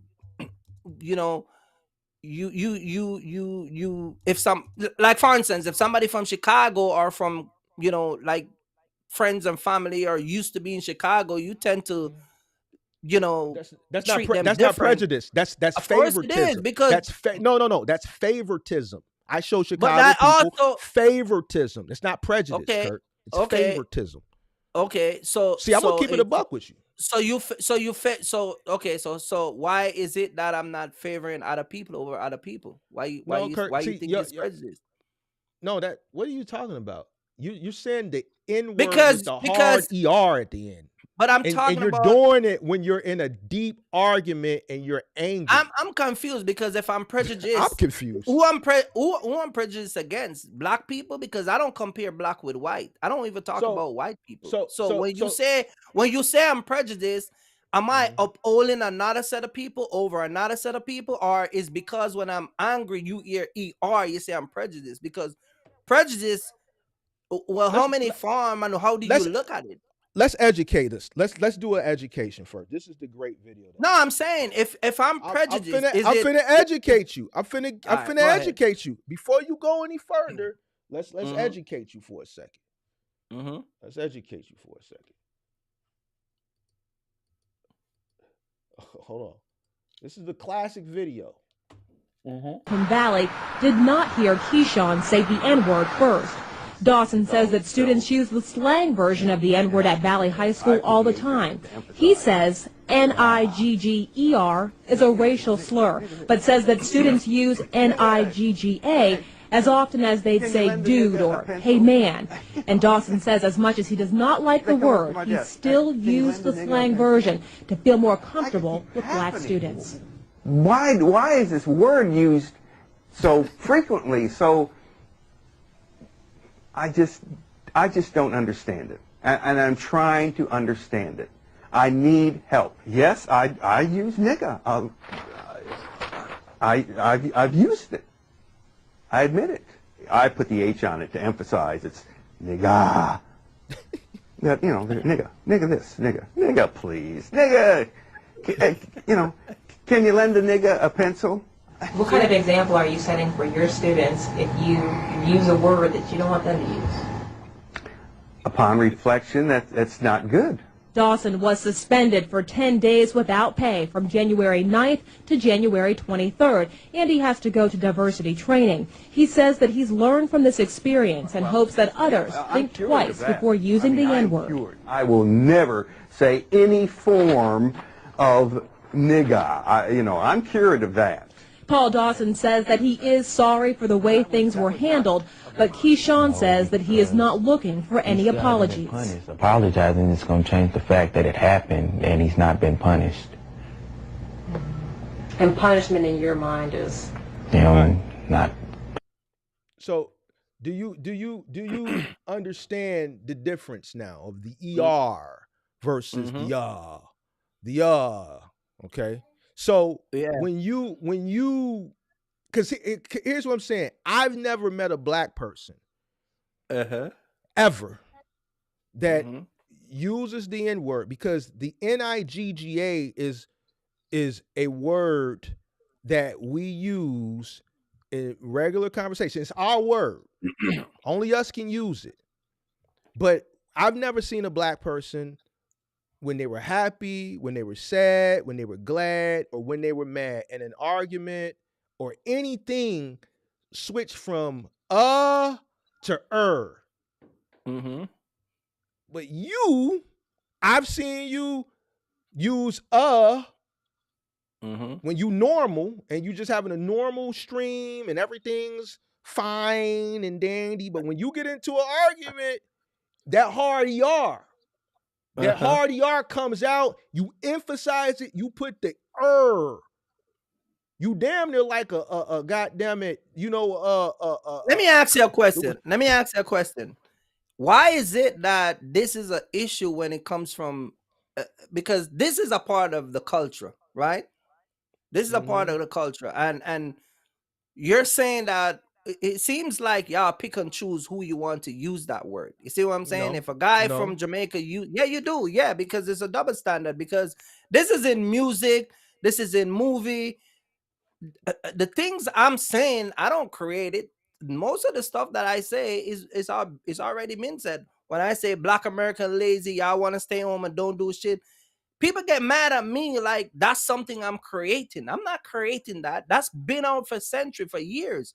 Why is it that y'all tend to get mad at one set of people when they use that word or say certain things, but then when another set of people in y'all culture put it in movie and videos, y'all seems to okay with it? It's a double standard. So what's the problem? What do you mean? We don't use the hard ER. We don't use the hard ER. Kirk, I've never seen a black person in real life or in a I don't. movie use the hard ER. I've seen it Okay, in well, movies. Hold on. I've but seen it in I'm saying the movies. word itself. Well, let's talk about the word itself then, because the word, whether it's an A or ER, the word still exists. So my question is, why is it an issue, or why do y'all pick and choose? Rappers put it in their music, people do conversation. Charleston White, the way you just show me that video, he talked the same way. Go watch some of his content. He said the same ER that you're holding me over here saying. I'm not holding you accountable. Hold on. I'm not saying accountable. I'm not saying accountable. You want listen, Kirk. I didn't want to have this conversation. You said let's talk about I'm the saying you racist listen thing. to you listen to don't Charleston say me. White. No, I'm saying you listen to Charleston White. He said it even he got different version of describing people that he have a distaste for. You see what I'm saying? That are black people that come from the black community. My question to you is, why is it that y'all pick and choose who y'all want to go offer when something is said that y'all don't like? It's just like I'm on my live and I say, Well, y'all why are you asking me? Why are you asking me this? Because you wanted to have this conversation. Because you're emphasizing the ER as if that's something I created. I don't create that. Let's reset. You want to have this conversation. I'm saying, hold on. I'm saying Charleston White. Hold on. Charleston White is one of even Umar Johnson he talk about black folks all the time. You see what I'm saying? No. He talk about black men because he pandering silly black women. And the school ain't open, Kirk. We still waiting on the school to be open. So Umar ain't a good. No, Umar is a y'all scam. are the one to be blamed for that. Where the Marcus Garvey Frederick Douglass School gonna open? What we talking about? He ain't from Jamaica. Y'all gotta hold him accountable. He told y'all that. You told us what? Umar Johnson that he gonna open a school. You see what I'm saying? He told black women he was gonna open the school because it's black women that's feeding into that shit. I don't see black men. I see black men running around calling it a scam. I don't. Listen, bro. I don't care nothing about no Umar. Fuck Umar got to do with Mark. I don't care because guess what? My mama and the women that's in my life, my girl, my niece, my aunties, ain't none of the women in my life gonna donate because we ain't no fools. We know that a school don't exist and ain't gonna never exist and ain't being built, and then he been using that shit for 20 years damn near. Right. So what you talking about? Well, you gotta take that issue up with him. I ain't gotta take you brought his name up. You wanna have okay, let's go back. You said Midwest. What did Midwest do to you? You said he called you what? Because this ain't my debate. I said Midwest, and you were talking, and the conversation came up, and he said somebody asked him. You see asked him what? If you was racist in that? If I'm racist, because I told you that was from St. Louis 314. And he said no. Okay, I don't think you can be racist. I think you can be prejudiced. You can't be racist. You know what I mean? You can be but go back to why you say prejudice. Prejudice is going to be against a color. No, I'm not speaking highly, but I'm not speaking highly of a particular color versus another color. I don't hold up one color versus another color. If I talk about white folks, I talk about them the same way I talk about black folks. I don't even talk about Jamaican. They're not existing around here. So you can't, for you to say I'm prejudiced, I mainly talk about the issue. The problem, here's the problem. The problem here's why I say it. This is why I say it. And I'm not saying you can be like that all the time, but when you use the hard ER, it's derogatory. Since you say y'all a lot, and we've had this conversation before, so it's you this is why when you want to have it, I'm like, oh my God, here we go with this. Yeah, because y'all, when I say, hold on, when you say y'all, you're automatically pitting you versus us, because you could easily just say when we. All right, so when you pit yourself, you've already said, all right, you ain't with us, because you say y'all. All right, so now since you've pitted yourself, right? You can't. Stop right there, because hold on. Let me finish. I'm not. No, I'm you not. did. You say y'all. I'm not. You say y'all. No, because Black Americans don't like Africans. Y'all don't like Africans. Y'all don't like immigrants. Who said that? What do you mean? Who said that? That's a known fact. Who told you that? That's a known fact. That's where? I can Google it. Hold on, it's a known fact. Let me Google it. What should I type into Google? Because Google won't let me know. You sure about that? That Black Americans don't like immigrants? Don't like African. Right. Don't like African. Don't like immigrant. Y'all think that everybody's a threat to y'all. You see what I'm saying? So you guys identify yourself, other people, as outsiders. So why when we say y'all and it sounds separating, why y'all got a problem with it? Why y'all got an issue with it? It's not like y'all welcome. Y'all don't like the Mexican. Y'all don't like the African. The African. Mark, you said it one time that you don't like African because you and them almost get in an argument. I said no. I didn't say that. Like I said, videos on YouTube where people. There's tons of video where people are on YouTube saying that they don't like Africans. Africans don't like Americans. Kirk, so what are you talking about? Kirk, you know how I know you capping? Because that episode of the Wisemen season 2, when I was doing the trailers for this, I came across that debate. I said Africans don't like us. They don't. So why us. So but that's not true, because Black American don't like African either. No. See, we don't have no reason to dislike Black American don't like nobody except they don't even like y'all. Don't even like your own self. Let's be honest. Y'all don't like nobody else except your mama and your immediate family, and some of y'all don't even like your own family member. Let's be honest. You see what I'm saying? So forget about me saying y'all, because hold on. I just watched you up here. You and another Jamaican just was up here talking derogatory and bringing people's mamas into it. So I can say the same thing about y'all. But I want. Because here's the thing. Here's the thing. When I'm into it, why you surprised what happened to two Jamaicans when I warned you? Let me tell you one thing about black folk. We don't play when it comes to mamas. We don't talk about each other's mamas. We don't do the mama thing. Yeah, because most of y'all was raised by your mama. Y'all was raised by your mama, and you was raised by your mama. Your mama told you to come off the internet. I was raised in a 2-family home, sir. But here's the thing: your mama told you to come off the internet. My mom never raised me in a single family home. Hold on, but your mama told you to get off the internet at 45. So you was raised by your mama too. Yeah, I think you love your mama. You love your mama. Do you love your mama? It has a lot. It has a lot to do with it. You can't say a person was raised by their mama when your mama told you to get off the internet. No, because you take offense to it. My mama can't tell me to get off the internet. My OG can't tell me to get off the internet.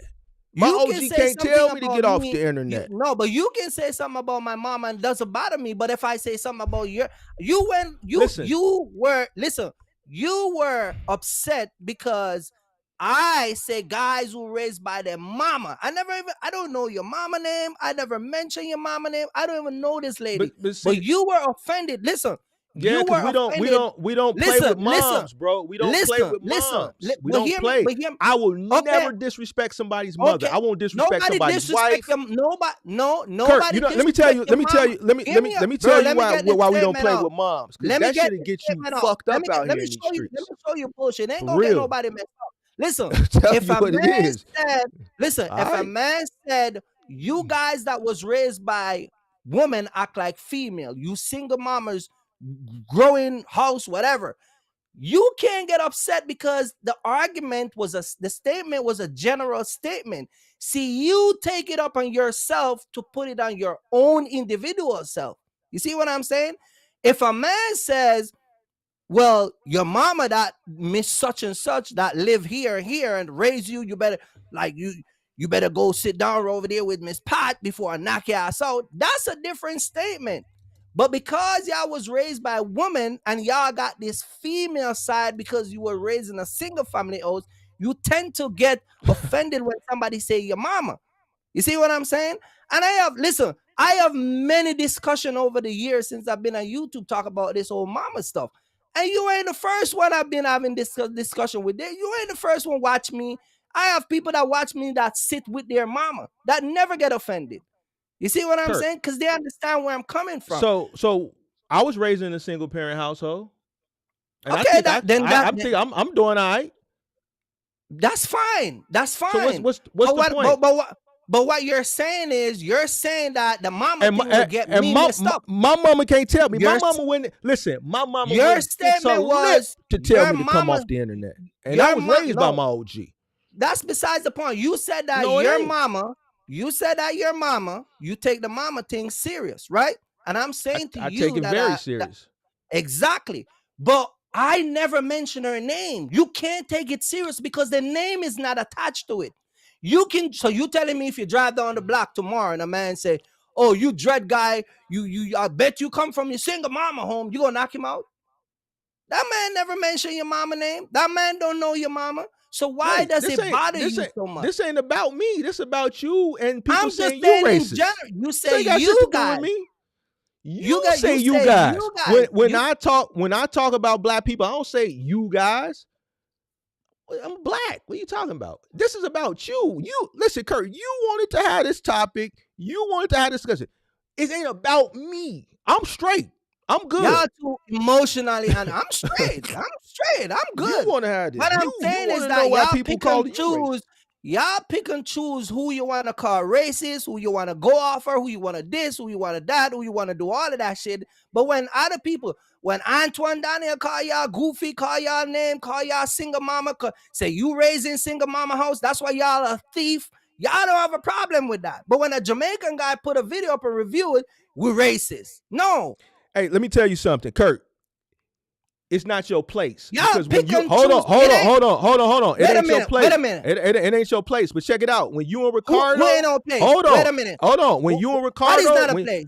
When you and Ricardo got into it, that was a Jamaican thing. We let y'all handle that. It's not my place. What? Y'all it's not my place. What? Wait. It's not my place. What? It's not your place to interfere with the. First of all, you already separated yourself from us. So it's not my place to do what? Finish that statement. Anton Daniels is black. No, I'm saying it's not my place to do what? To do what? To interfere with how we hold each other accountable. You're out of your goddamn mind. We didn't interfere with you and Ricardo. Most of y'all are living this shit. Y'all don't even pay tax. Listen. We didn't interfere with you and Ricardo. Did you went and see the Constitution? Did we interfere with you and Ricardo? I'm a U.S. citizen, right? You went to see the Constitution? Did we interfere with you and Ricardo? Do you know the Constitution? The freedom of speech, freedom of expression, the freedom of religion, the freedom to vote, the freedom of this. So you're telling me, all them freedoms to get you fucked up out here in these streets. You better kiss my ass with that shit. About? You use all them freedoms all you want to. Talk about you ain't got the right to freedoms to get you fucked up. I have more right than a bunch of y'all that born here. Y'all don't even work and pay tax. Come talking crazy. Come, hey Kirk, come talking crazy. Come talk to crazy to the wrong. Come talk crazy to the wrong motherfucker. Talk about, hey man, my freedoms. You gonna get fucked up out here. You don't care nothing about no goddamn freedoms. What you talking about? Talk about some goddamn freedoms, man. Nobody wanna. And the police ain't finna come and talk help about your my. ass. It ain't my place. You gonna be laying on the ground. Fuck is you talking about? I got more plays than a bunch of y'all over here. What are you talking about, bro? You ain't gonna take my shit away from you. You crazy? Your ass gonna be on the ground tweaking. And that's the thing that I'm trying to tell you. Every time we try to have a casual conversation, y'all always move the shit to violence. You always move the shit to violence. Either man gonna get shot or this. Why you can't just have a casual conversation without us? Nobody get hurt, because it's a mindset, and that's why I don't back down from none of y'all, and that's why none of y'all intimidate me, and that's why I said on my live the other day, any one of y'all see me on the road and put hands on me, you're gonna leave in a body bag. Hey, and that's hold on, Kirk. You just your mom. Listen, hold on. Listen, your mom just let you come back on the internet. Your mom just let you come and think that it's all good. I'm gonna make sure I light your ass up. You think Chancey got switches? I got a lot of them. Hold on. You see what I'm saying? Hold on. Your mom just let you come back on the internet, Kirk. Did your mom tell you get off the internet for talking like this? See, now this. Hold on. You know what, Kirk? You just told on yourself. I told on myself. You know, I'm gonna tell you how you just told on yourself. I'm saying that you. Hold on. Listen, let me cook. This is all your culture move. This is all your culture move. Listen, this is all your culture move. Anytime nobody try to have a conversation with y'all, it's always end with this violence, and always end with a big bad wolf. Let me tell you something I found strange. I don't give a shit where y'all come from. I don't give a shit what gang you affiliated with. I don't care what car you drive, I don't give a shit about none of that. You get what I'm saying? What I'm telling you is none of y'all on the internet gonna let me be scared of walking around. It ain't gonna happen. And if any one of y'all put hands on me, you better get ready for the after effect. You better pray to God I'm not in one of them states where I got the right to defend. Because I'm a defend all right. You see what I'm saying? Because every time y'all try to have a conversation, it's always end with, we're going to get killed, or we're going to get beat up, or it never end where, okay, well, we can come up with a resolution and we can see what the problem is. It's always end with some violent stuff. And that's why I don't let none of y'all on the internet play with me. All the time y'all do that. All the time. You see what I'm saying? Right, go ahead. All right, so you just told on yourself. See, this is the tactic I use. I just sit back in the cut and I just let you talk. You wanted this topic. I didn't want to do this topic. You know that. I said, all right, you want to do this topic, you want to do it. You don't even realize you just hold on. You don't even realize that you just told on yourself. Mm-hmm. You know how you just told on yourself? What I told on myself with. All right, so let's go down memory lane. You ready? Don't interrupt me. All right, let's go down memory lane. So for years, play a video? No, hold on. I just don't want you to interrupt me. So if you got anything else you need to say, go ahead and say it. If I gotta interrupt you, I'm gonna interrupt you, because you ain't gonna come here tonight and talk no bullshit. Oh no, I got all facts. You one of them that help Black American people to stuck where they are because you cater to them when it comes on to certain bullshit. You don't see when a guy like me say certain thing, y'all want to get upset with me. When I say Black American lazy, hold on. When I say Black American lazy, is that something I invent? Did I invent that? When I say y'all lazy, weak, incompetent, y'all don't want to do shit, y'all want to run around and do all of this shit, is that something? I'm just talking point that everybody said. Y'all come on here and y'all want to get 5-6 kids, but you ain't got no business. Is that something that I created? But y'all get upset over here, but then when you go over here and another man said, just like you said, oh, it's not your place to tell nobody to. What? You done? Man, you crazy as hell, man. You crazy, Mark. Crazy. I'm not going to be crazy in a minute. All right, go ahead.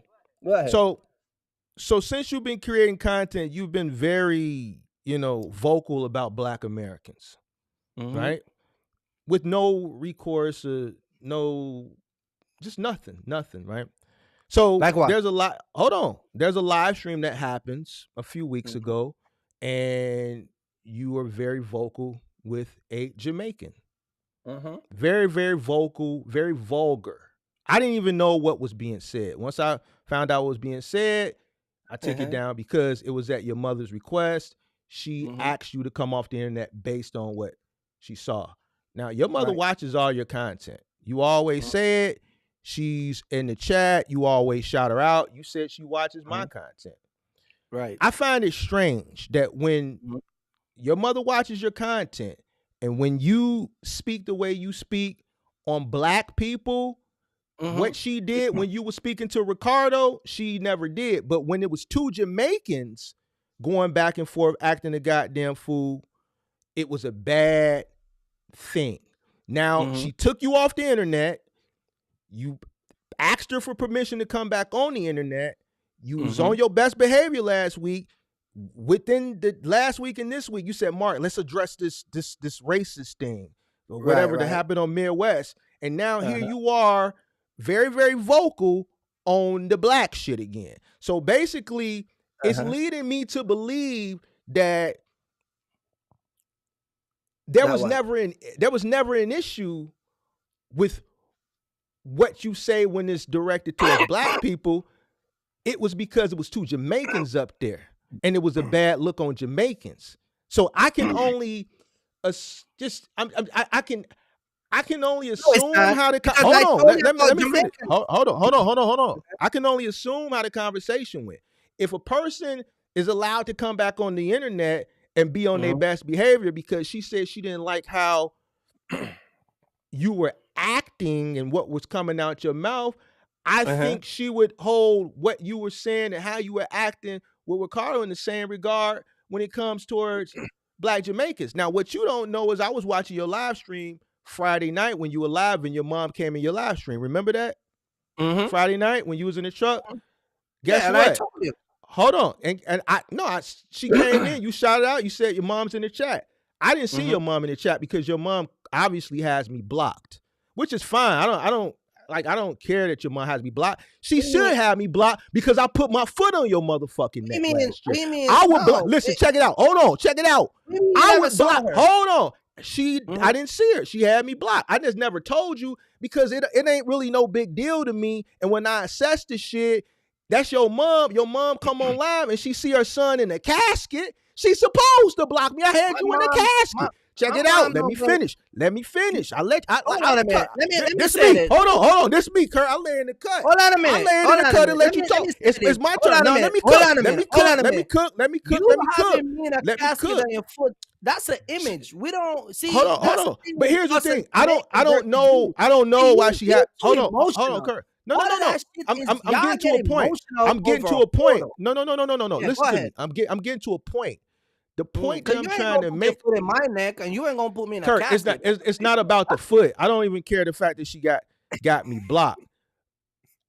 But because you put your foot on me, you're gonna be footless. All right, so check it out. So once I saw that, and then I'm like, damn, now you talking about this. I'm sitting here assessing this shit. So I'm like, damn, was the issue really because of you and Ricardo, or is because how y'all was liking Jamaicans? Look, because it's okay when you sit up here and talk about us like that, but when you go on with a back and forth with a Jamaican, it's a bad thing. And then hold on.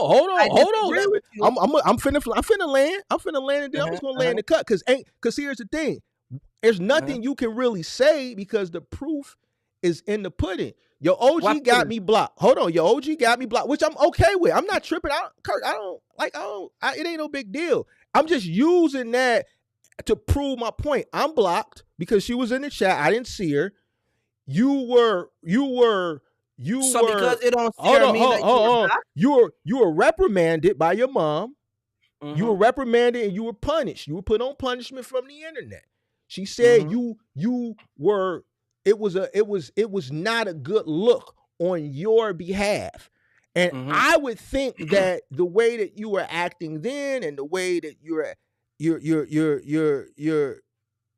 you're talking towards Black America, I would put that in the same boat. So then I look at the history of your channel. No, it's not, because I look at the history of your channel. Black American was out of everybody else. So hold on. So but why didn't she pull the plug on you sooner? Now it makes sense because what you're saying now. What do you mean sooner? Hold on. Because 2 weeks after you were put on punishment, you back here talking the same way that you was talking prior to the Ricardo situation. It's just strange that when it's two Jamaicans, I think you're missing. I think you're mixing up and missing out a lot of stuff. So when you talk about I don't talk, let's go back to the Ricardo, because you're trying to make it sound like I don't talk bad about Jamaican. I have done content about Jamaican. You saw them. There's a lot of people that watch me saw Jamaican, the content I make about Jamaican. You heard me say the same way I talk about anybody else. I talk about Jamaican. They come to America, they sell drugs, they don't have no green card, they go around, get all these American girl pregnant, they want to do this, they all of them get deported, all of that stuff. So for you to make it sound like I have a special place in my heart for Jamaican, I don't. Let me show this to you. Me and you talked numerous times about Jamaican. And I've told you about Jamaican people. So let's go back to this whole entire issue. Let's start with the whole incident with Vernon, right? The incident with Vernon. And this is where I was trying to explain to you in the Ricardo situation that you missed. Who dropped the shit in the Discord that caused the whole Vernon thing to blow up? Was it American? It was a Jamaican. Was it an American? It was a Jamaican. It's a Jamaican, right? Nobody knew that. You see what I'm saying? So the Jamaican that dropped it in the Discord, when I was getting into it with Ricardo, the reason why I go so hard at that time was to prove to you the point that I've been telling you all the time. There's a lot of, I remember when we did one of the Wisemen content, there was a lot of Jamaican upset with me because of things that I say about Jamaican back then. The reason why I go so hard on him, it was to prove to you in a less than 2 weeks, me and two Jamaican get into it. Me and a Jamaican get into it, but a Jamaican went and dropped in your Discord something about me, even though the dude reached out and apologized and said, man, I'm gonna apologize to you. He still haven't come on your live and apologized to you and Vernon because he said he was gonna do it publicly. But the fact of the matter is, it was done by a Jamaican. Nobody knew that. So when you hear me talk about dirty Jamaican and what's his name came on the live and said, I put down people, it's a reason why I call them dirty Jamaican. Because even the same token, the dude said, man, I apologize to you because me and you don't have nothing. You never do me wrong. I don't have no beef with you. I should have come to you like a man and have this conversation. But what he did, he went to tarnish my reputation. He thought that when he dropped that shit in the Discord, and me and this dude don't have nothing at all. He was just mad because one night me and him was supposed to meet up in Texas and we didn't. That was the whole upset thing. But the point that I'm trying to say to you is, when I talk about Jamaican people, I don't talk about them no different than anybody else at all. So for you to say, well, you think I'm prejudiced, well, that would be like me talking about Black American in one way, and then when it comes on to Jamaican, I'm talking about a different way, and then when it comes on to white folks, I'm talking about them a different way, and Spanish people a different way. I talk to everybody and talk about them the same way. You see what I'm saying? So I disagree with that. Mm-hmm. You see what I'm saying? So and go back to the whole Ricardo situation. Ricardo was in the live. You saw the live. Kirk is not a scammer. Kirk is my boy. Kirk take care of me. I make $15,000 from working with Kirk. What he ultimately did? That was when he was working for you. That's when he was working for you. Exactly. But see, this ain't about Ricardo. Hold on a minute. But I'm trying to let you understand why I don't give a shit about the Jamaicans. That's what I'm telling you. Understand what I'm saying? And then watch what he did. He went and joined your Discord and then over there telling all the shit that he think that, listen, and what a lot of these guys don't know is when they go in your Discord and talk and they sit and they run their mouth, what they don't understand, there's people over there that know me that when they talk, I hear. But they can't control themselves. We know who your mole is. Exactly. So what I'm saying to you is, even when me and you talk sometime, what I'm saying to you is, these dudes, the reason why I don't flex or move around them is because, one, when I came on my channel, Most of the people who try to take me for a jackass and think they can come over here and use me is not Black American, it's not the Spanish, it's not the white people, it's the Jamaican.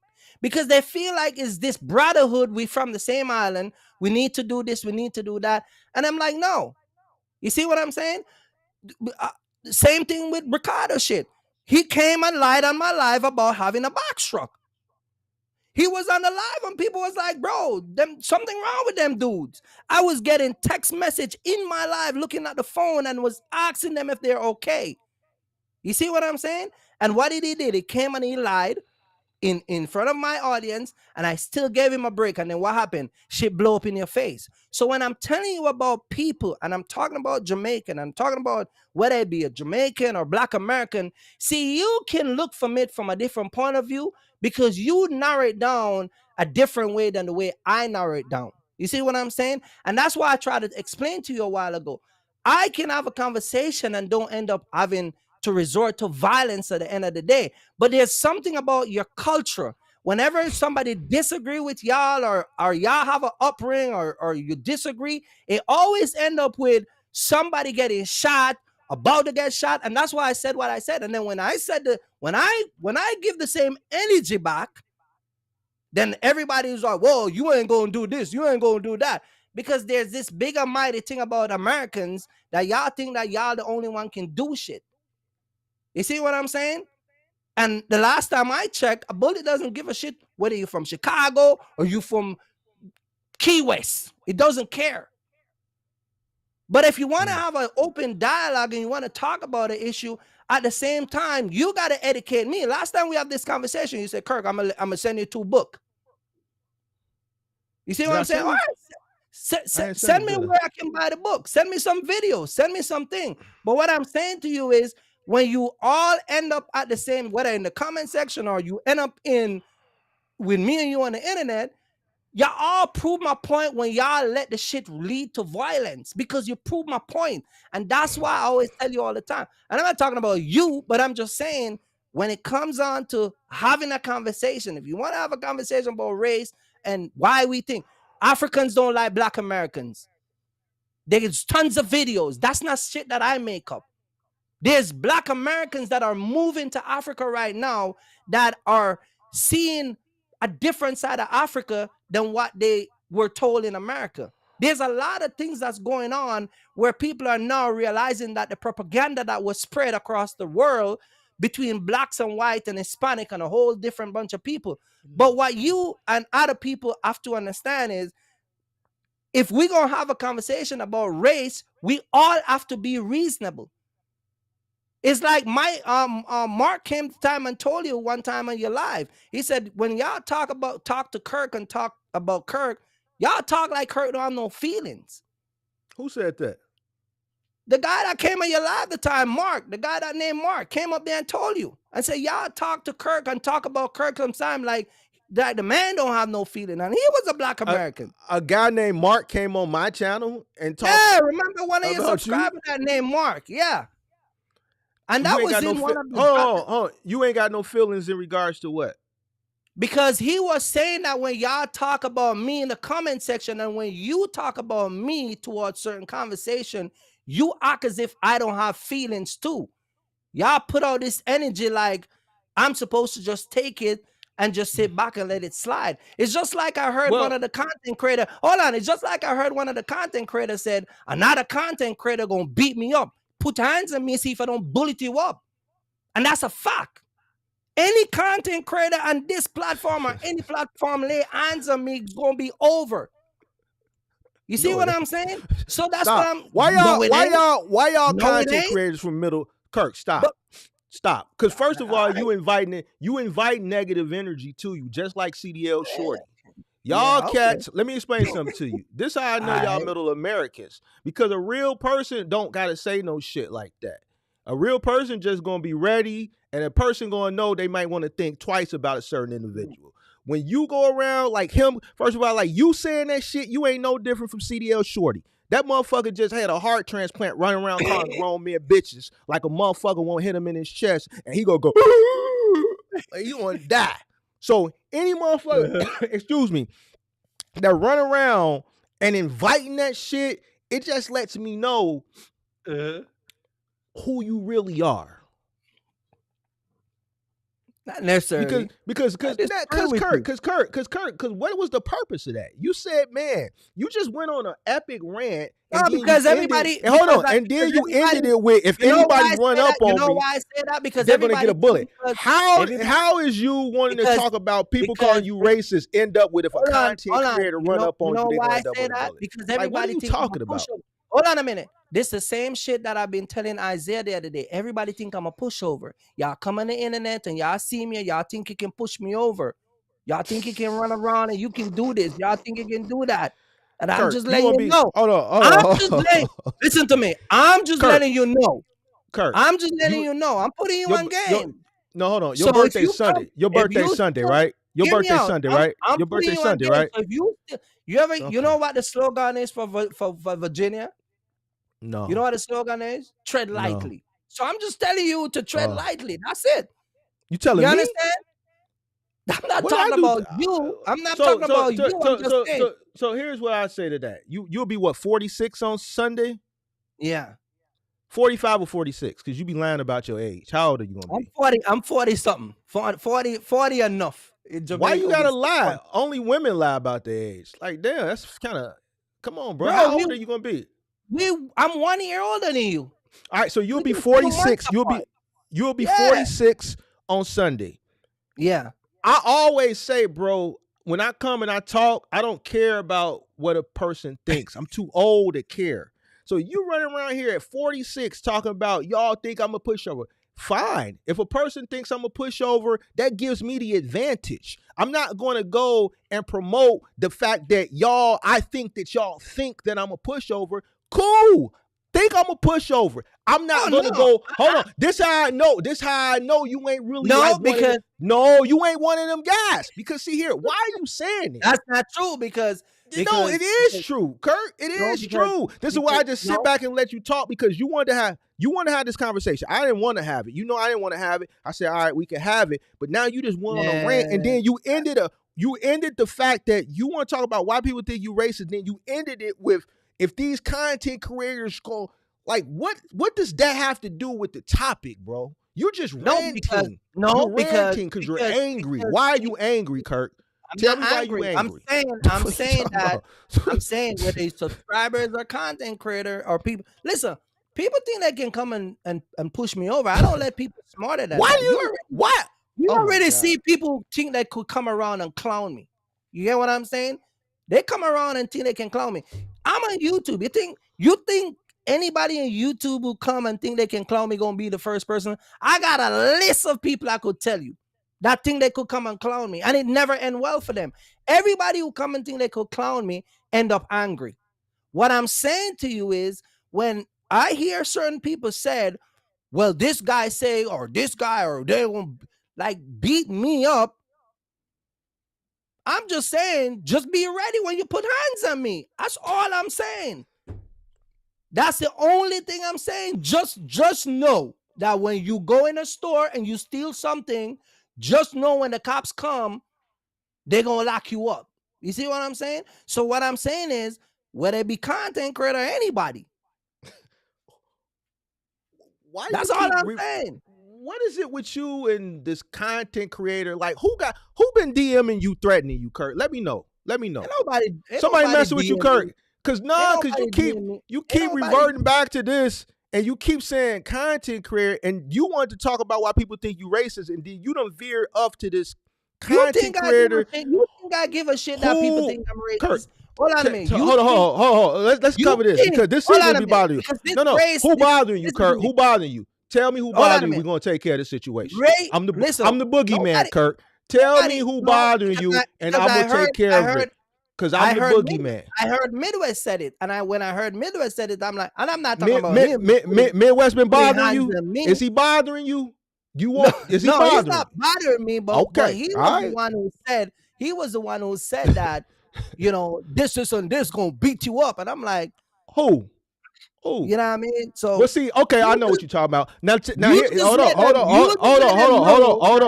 Kirk. Hold on. Yeah, all right. The reason why he said that is based off some shit that you said. So here's the thing, Kirk, and I'm gonna keep it a buck with you. When you that situation, hold on, you won't let me talk. Don't mess with me. I'm finna give you some advice. I'm finna give you some advice. Hold on a minute. If you don't like the things I'm gonna say, then don't say nothing at all. Don't make a video. Don't call me a clown. Because see, when I'm coming back, it's not going. You said it. I think you put it in the perfect context when you was over there. Kirk don't play fair. So when you make content about me or you talk about me, I'm not gonna come back and be a nice guy. I'm gonna hurt your feelings, your mama feelings, your mama. That's why I keep saying all of that, because I know y'all don't like the mama shit. You think I don't know that, Mark? Why you think I keep saying you broke, your mama broke, your mama broke? Why you think I say that? Because I know y'all don't like that shit. You see what I'm saying? So you coming up here and telling me y'all take that shit serious. That's why I say it, because I know y'all don't like certain things. But I also understand that your culture think a certain way. The things that I say and do are the things that I talk about. That's not shit that when I say Black American lazy, that's not something I made up. That's a known fact. There's judges and prosecutors and lawyers right now fed up with people in court that are Black American, that are Hispanic, calling them out lazy. That's not some shit I make up. But y'all get upset because I'm a Jamaican saying it, and y'all feel like you just said it. I'm not It's upset. not my place. It's not my place. I'm just speaking. Mark, I came here in this country in 2003. I've been Kirk, paying you know what? You just want to talk. You just want to talk. That's all I've been doing is listening to you. I can't get a word in. So it's a part of the problem why we'll never be on the same page. I came here in 2003 and I've been living in this country from 2003 till now. I have never missed paying tax. So for you to tell me it's not my place, I find that very disrespectful, because I have poured more into this country than a lot of y'all that live here, that live in this country. I have contributed. I have years of tax that I paid in this country. Deliveries that I made. Just because you pay, hold on. You can't. No, that's not true. Just because you pay tax don't mean you pour more into this country. You ain't died. Our ancestors died for this country. There's people in. Our ancestors built this. Hold on. Check it out, pimp. Our ancestors built this country. If it wasn't for our ancestors, your black ass wouldn't even be here. I keep telling you this shit all the time. The reason why, the reason why you have the opportunities over here is because our ancestors fought for us to have these opportunities. That's your opinion. That's not my opinion. It's not opinion. It's in the history. It's facts. Go research your history. No, it's not. No, it's not. So you're telling me because of your history is because of why I'm here? No. You're missing the point, Kirk.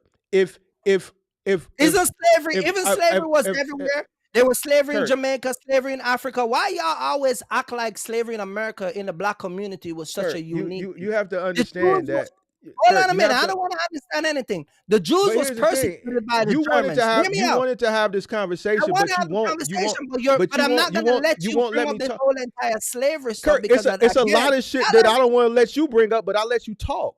I don't agree with none of the shit you saying, but I'll let you say it. The victim mindset. I don't want to hear that victim shit that y'all gonna come and tell us, oh, well, my ancestor fight for this country and this and this. Nobody cares. The Jews was murdered by the Germans. The Chinese was genocide. There was genocide in Africa. There was genocide all over the world. There was slavery. We have Paul Bogle, Marcus Mazai, Nani. We have all type of shit going on. Puerto Rico, everywhere. Why y'all always act like y'all slavery shit is so unique? This is why y'all stuck, because y'all keep resorting back to slavery and then get into that victim mindset. And then you want to bring that shit to me. This is why most of y'all where you are and don't move forward. You see what I'm saying? Until y'all understand where life is taking y'all. I don't worry about the white man, because the white man ain't doing shit to me. The white man over there doing what white people do. I'm over here doing what I'm supposed to do. You see what I'm saying? And then if somebody said, well, why y'all don't go start a business? Y'all would come up with like, well, when immigrant come, they get a special green card. Well, immigrant get a favor in the bank. Well, y'all just like to play the victim. And I'm just sick and tired of it. I don't want to hear about y'all this, and then you make this happen, and then this, and this. And if it wasn't for y'all wasn't.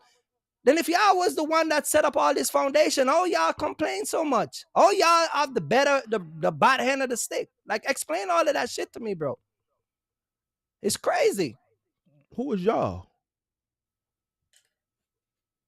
You're the one that say your ancestors. No, you said you do more than black people, and that's not true. It's not true. You wouldn't even have the opportunity to pay tax. I've contributed in this country from a tax purpose. And that's not. And I have worked my ass off. Hold on. See, this is where you get into trouble at. I'm trying to tell you where you get into trouble. You want to know why? You want to know why people think you racist? So you won't even let me explain it to you. You too hot, bro. You need to be cool and just. Listen, everybody. Here's the thing, Kirk. If you don't want to have the conversation, then it's no even sense of me being, because I didn't want to have this conversation. I told you, like, this shit is like, to me. All right, go ahead. Because this is where you get into trouble at, because you'll say something like you contribute more than black people, and that's not true, bro. When my ancestors and every other black person's ancestor. You said I don't have a stake into voicing my opinion in the black community about a topic or certain things. Kurt, I disagree with everything. I disagree with everything you say, but I let you talk. You can disagree. That's one of your rights.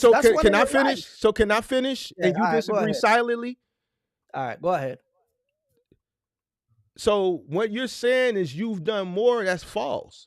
Because the reason why you have the opportunity to come over here and pay taxes is because black people's ancestors paved the way for you to be able to come over here and have this freedom to do so. I told you this before. Right. We built this country, slaves, for free. We weren't paid, Kirk. We were segregated. We weren't allowed to do certain things. We were told where to go, what water fountains to drink on. We had to sit on the back of the bus, all that shit. Even during that time period, desegregation. That was our ancestors that fought to have the right to be able to do the same thing that everybody else could do and not be segregated. All right. So here's the thing. For you to come over here and say you've done more in this country than black people, that's ignorant. That's some ignorant shit to say. And this is why you get the flack that you get. See, my flack, I get flack because I tell motherfucker they gonna fail, kiss my ass. And me, I don't give a fuck. See, you give a fuck because you just said, hold on, you just said you care. You just said you care. You care. So here's the thing. You get into trouble because you say a lot of things and your audience is majority black people. The people that's coming to YouTube for box trucking are majority black people. So when you say something like you just said, is the reason why people call you racist. Because it's ignorant. It's not true, Kirk. It's not true from every stretch of the imagination. I don't care if you pay taxes until you die. You will never, ever contribute more to this country than what black people have already contributed. I'm not talking about. I'll let you talk. Hold on. I'll let you talk for 30 minutes. I'm talking about. Hold on. I'll let you talk for 20 minutes and I didn't interrupt you. Clarify something. I didn't clarify. I waited to clarify. But I waited to clarify. I waited till you were done. I waited till you were done. I waited till you were done. I want to clarify something. You said it's not my place to talk about, or what you're basically saying, none of the shit that has an issue with the black people or black community is not my place to say anything about it. And I'm saying to you, you're wrong, because I have contributed and paid taxes to this country, and I have the right, that's why I bring all the rights up, to say all the shit that I have to say. No, you might not like what I'm saying, but you can't sit here and tell me I gotta remain silent. Because here's the thing: you're contradicting yourself. Because here's the thing: you asked me why I say y'all, but then you just separate me and said, "Well, if I'm saying y'all and you're not looking at me from that point of view, then why are you telling me that I'm not supposed to say anything about black issue?" because there's a problem. So you are separating me also. So that's what I'm saying. So when you had an issue with Ricardo, your mother intervened because that's y'all Jamaican business. I didn't even know what y'all was saying, bro. Right. I didn't even know. Hold on. So I didn't intervene because that's y'all business. Y'all speaking in patois. I don't got nothing to do with that. You dig what I'm saying? Your mother intervened with that. All right. So when it comes to black things, I think people would be more susceptible for you to you speaking on topics if you were fair. You're not fair. What you do is you say, y'all, I'm doing better than y'all. I do more for this country than y'all. Everything is a pit. And then you put yourself to this You see it as a pit. Kirk, you said you're doing more than black people. But I am. Who told you that? Kirk, I'm richer than you. I'm richer than you, Kirk. You don't know that because we never go to money. I know that. I know that. So I said that to say this. How is it that you're doing more? Okay. When the guy that you're talking to is richer than you, and I'm a humble guy. That's your opinion. But it's not an opinion. It's facts. We can go asset for asset. Me and you not gonna get into no asset because that's what this conversation is about. But see how you felt right there. See how you felt? Ooh, me? See how I you don't just feel felt? No way. No. Because see, here's the thing. Why you keep No. Why you keep reverting to my emotion? I'm not emotional like you. You guys are emotional. When you say you do more, I say, all right, let me dead this right now because I'm talking to you. So let me just trump this right now. Because that's not true because I got more. So how is that true when the guy you talking to, and I don't need to see shit. Put whatever you got up, and then I'm gonna put whatever I got up, and I promise on everything I love, I'm gonna win. Your opinion. That's your opinion. Okay. It's not my opinion. It's not my opinion. Hold on. It's not. But when you say you've done more and you put yourself in a higher upper echelon, you're putting yourself above black people. That's not true. No, you're moving. You're taking what I'm saying out of context. I'm not moving nothing. Well, if that's I'm what you want to look at it, then if that's the way you want to look at it that way. I mean, there's nothing I'm going to do to change that. So here's the thing. Hold on. We were here. We were here. We paved the way for you to come here and be successful. That's your opinion. Are you entitled to your opinion? Hold on. That's what I'm gonna say about that. It's a good thing that you came here. You left your native country. You left your third world country. You came to America, and you were able. And I never come from America broke anyway. When I came from Jamaica, I've been doing regardless. When I came to America, I did upholstering for 15 years. So when I came to America, it's not like I was struggling and I was trying to figure out America and try to get money. I already came to America. I already know what I want. I already got my shit together. I already know what I'm gonna do. You see what I'm saying? That's why when it was time for me to make business move years ago, and I have friends around me that was gonna teach me business, was easy for me to not only get ready, but I capital to start because I know what I want. So I'm not one of them Jamaican. I come from Jamaica and was struggling. You see what I'm saying? I don't come from a Jamaican was trying to figure out like a lot of these guys. And that's why from day one, I've been in this country. I've never wasted none of my time. I've never used my time carelessly. You see what I'm saying? So a lot of the things that you're going to say about,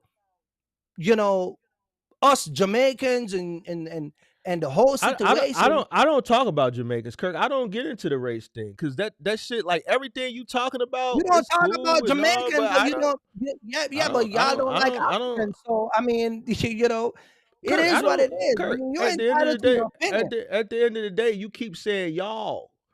You wanted to have this conversation, Kirk. You wanted to have because y'all is a separate set of people in my mind when I'm talking to y'all.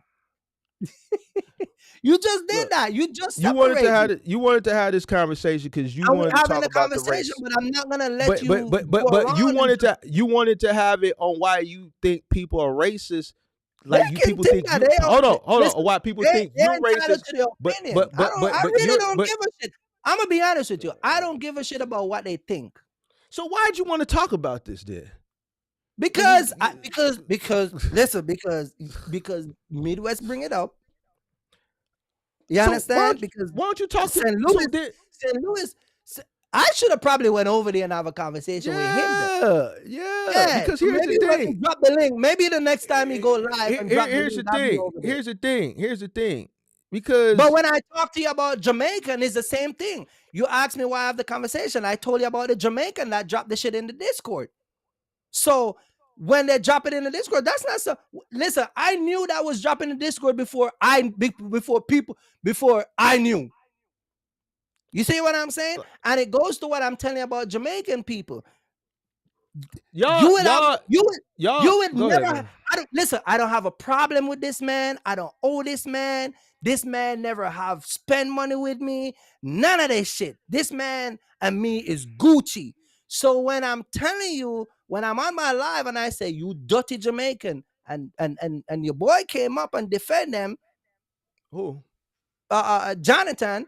Why you call them dirty Jamaican? Yada yada yada. When he said that, it just shows you again why I talk about Jamaican the way I talk about them. You know what it takes for a person to literally have no beef with you, but then try to tarnish and bring you down for no particular reason. You know what type of energy and the mindset of that? And that's why when Ricardo came, and I was wanting him into that's why I don't let them play with me. That's why I don't let them play with me. And that's why you see I go hard on him as an example. So when they see me on the internet, they don't play with me. That's it. You see what I'm saying? But back to the whole American thing, when it comes on to black folks, I'm not saying nothing different from what everybody else is saying. I don't know why people get mad. I ask you guys all the time, if y'all don't like the stuff I say, why y'all watch me? Y'all keep watching me. Kobe over here watching me, this guy watching me, and they don't like what I say. Why y'all keep watching me is beyond me. I've never got an answer for that. So to your answer, and everybody's entitled to their opinion. But for me to be racist, then hey, if you think that, then there's nothing I can do. You see what I'm saying? But again, it is what it is. What I'm going to do. I'm not going to worry about that, bro. I'm not going to sit down and worry about that. You see what I'm saying? It is what it is. But I'm not going to let you come and just slide certain thing in and then, you know what I mean? But yeah, go ahead, Mark. I didn't slide. I'm not, sir, because I didn't want to have a conversation. You wanted to have this because you want to get shit off your chest. I don't want to get nothing off my chest. They keep bringing it up in the comment section over by Midwest. I just said to you, let's go on a Wiseman and we can have a conversation. What I don't like about you is when I'm starting to resort to certain part of the conversation that you don't like the mama thing, you switch it up and then all of a sudden it's a threat. Yeah. Well, if you do that with some niggas out here, you're going to get shot. And then when I turn around and say I'm gonna shoot somebody, you said I ain't gonna do it because I never said that, Kirk. I never yes, said you did. that. Go back and watch the replay. Go back and watch the replay. Kirk, when you watch the replay, watch what you say about the mama. And Kirk, then you say, oh, you go, hold on. And then you say, oh, you're gonna get beat up all here. That's what I'm saying. So you're asking me. I didn't say shot, Kirk. I didn't say shot. I don't say shit like that online. Go watch How much you want to bet? Well, damn, I can't even bet you. I can't even bet you. How much you want to? Let's rock, paper, scissors or something. Something. Because I didn't say it. I don't say shit like that online, Kirk. I said I know. No, I know what I said. I said you going. I said you going to get. I said you going to get dealt with. Okay. So you said somebody going to beat me up. It's not. No, I said you going to get dealt with. I said you're gonna get dealt with. What is dealt with? Beat up, shot, whatever y'all want to take. So I could just come and do this, put you in the headlock and give you a noogie. Dealt with could be. I could give you a wedgie. I could give you a wedgie. So why when I said the same thing back, y'all got a problem? You know why y'all got a problem? Because y'all think y'all the big bad bullshit that everybody's supposed to scare of y'all. Y'all think that when you say shit, oh my God, this is American from Chicago. I gotta watch what I say. Who was y'all? It ain't gonna happen over here. Y'all black American. Y'all black American. Y'all. That's what I meant by y'all. Everybody that's what does this have to do with this conversation pertaining to? You see but what I'm saying? What does this have to do with you wanting to talk about why people think you racist and what they was said on Midwest Channel? What does all that have to do? You keep going back to y'all and the beat up and content creators ain't gonna play with me. Say what you's on your mind, bro. Just say what's on your mind, because you speaking in third person. I just really don't. I already said what's on my mind. I already said what's on my mind. I don't care. You care. You care because I don't give a shit. Listen, you think a guy don't make money in this country bothers me? You think the shit that come out of my mouth or come out of somebody else's mouth about black people bothers me? It doesn't, bro. You talk about it all the time, and then I talk about it because you'll veer off in the conversation.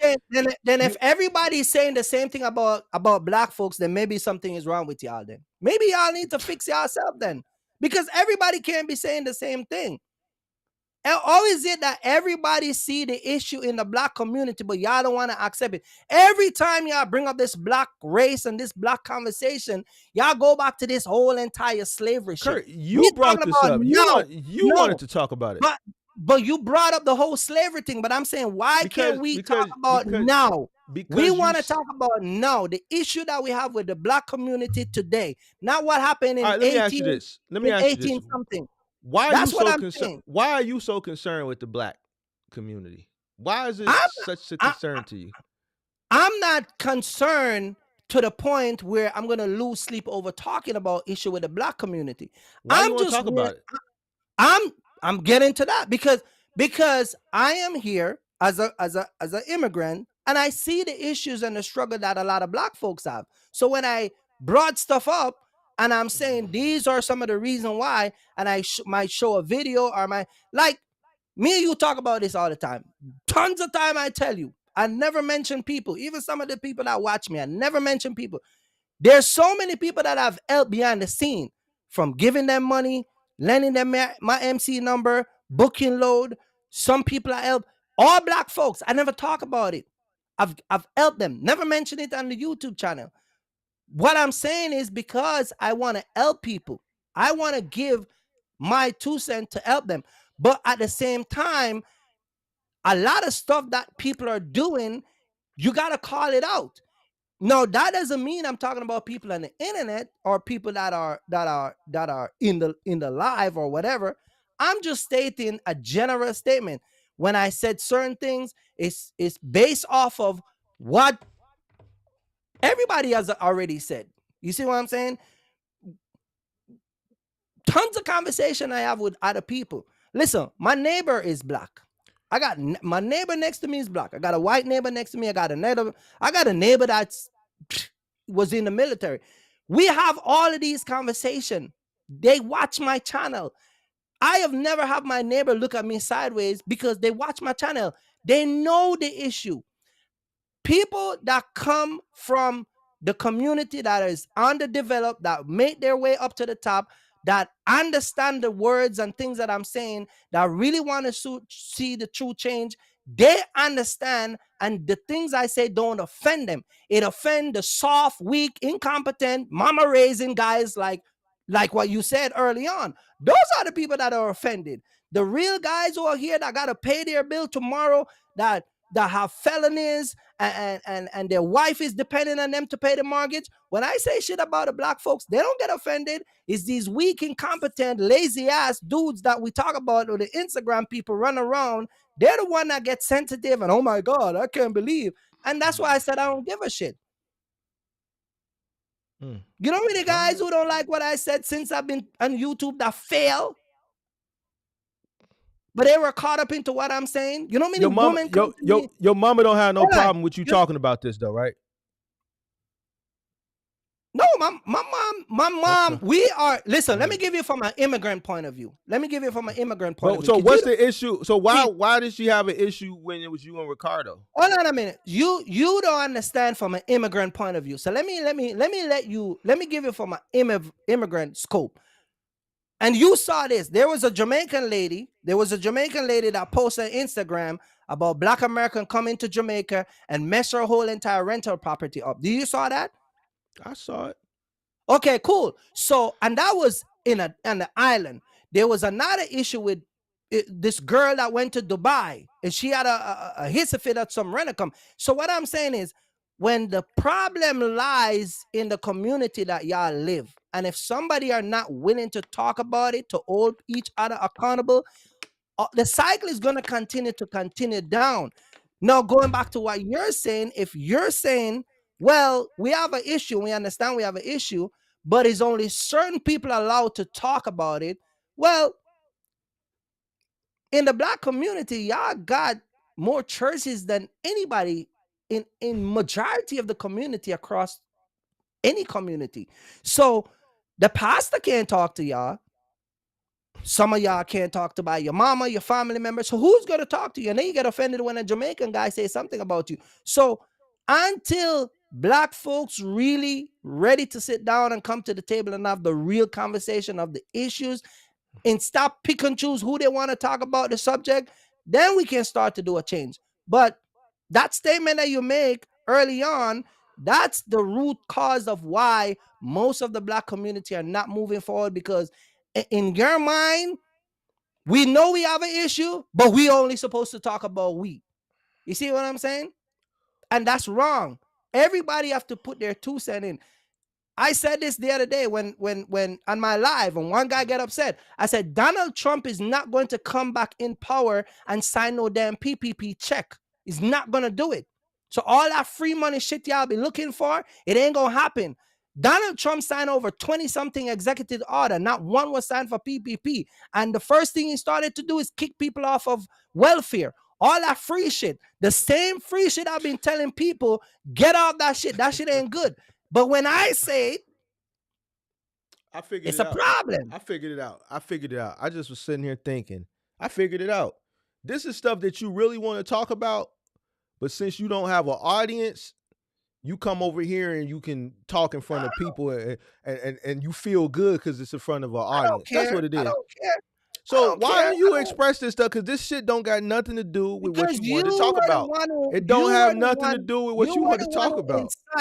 You were the one who incited. I didn't incite anything. Notion that there's certain people are eligible to talk about Black folks, and you're wrong for saying that. You're wrong. You're wrong. So you want brought up the whole mama thing. I've never mentioned your mama name. A guy can talk about my mama from here till the day he die. Once he don't say Octavia Ray, it means nothing to me. But if a guy coming in and say, yeah, them dread guys, you know, they were raised by the mama, I don't get offended by that. There's a lot of live I watch with you that you talk about me. I don't come in the comment section and go crazy. About you. I don't talk about you. I'm talking about way back when me was having beef, but I don't get into those emotional things. The thing with a bunch of y'all Black Americans, hear me out. The thing with a bunch of y'all Black American, man and woman, y'all are too emotional. Y'all are too emotional. You emotionally caught up into the wrong thing. This is why, goes back to the beginning of the live, when we was having your boy Chauncey come over here, because guess what? You weren't even talking about Buddy. But see, his emotion chips in because he takes things out of content and then attach it to him and now take it up on himself to go bear a burden of somebody you don't even mention about. That's what I'm trying to explain to you. Y'all too emotional and y'all need to calm down and y'all need to stop walking around with this high fist in your face like everybody's scared of you. Nobody gives a shit. You see what I'm saying? Nobody. This whole entire, well, I'm from Chicago and I'm from here and I'm from this and I'm from that. Yeah, I'm from Jamaica.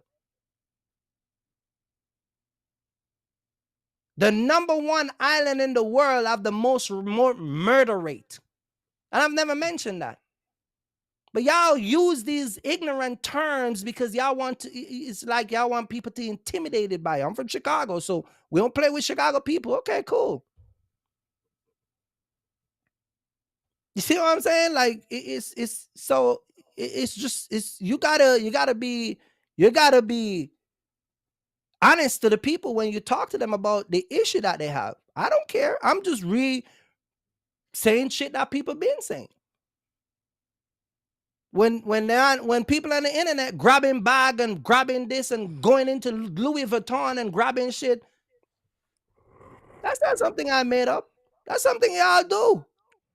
So if I do a live and I show a video and I say, watch these guys over here. See, this is shit that they be talking about. Y'all get offended when I say why. You know what I mean? You finish? I'm just letting let you have your little moment, bro. Like you had a moment. You better bro. send me them book. You better send me them man, because like this is like this has nothing to do with what you wanted to talk about. It's like you just wanted a platform to just say everything that you done got bottled up in you. You done talked about content creators that not play with you. None of that has shit to do with what you Midwest talk about it. So I said let's have a comment. I'm sorry Midwest wasn't here then. Maybe we should get Midwest. I don't listen. Let me explain something to you. You want to know why people call you racist? So or why people think you racist? Yeah. Okay, so let's stick on the topic, bro. Like I didn't know you was going to use this as a therapy rant. Do you think I'm racist? I think you got some prejudice in you.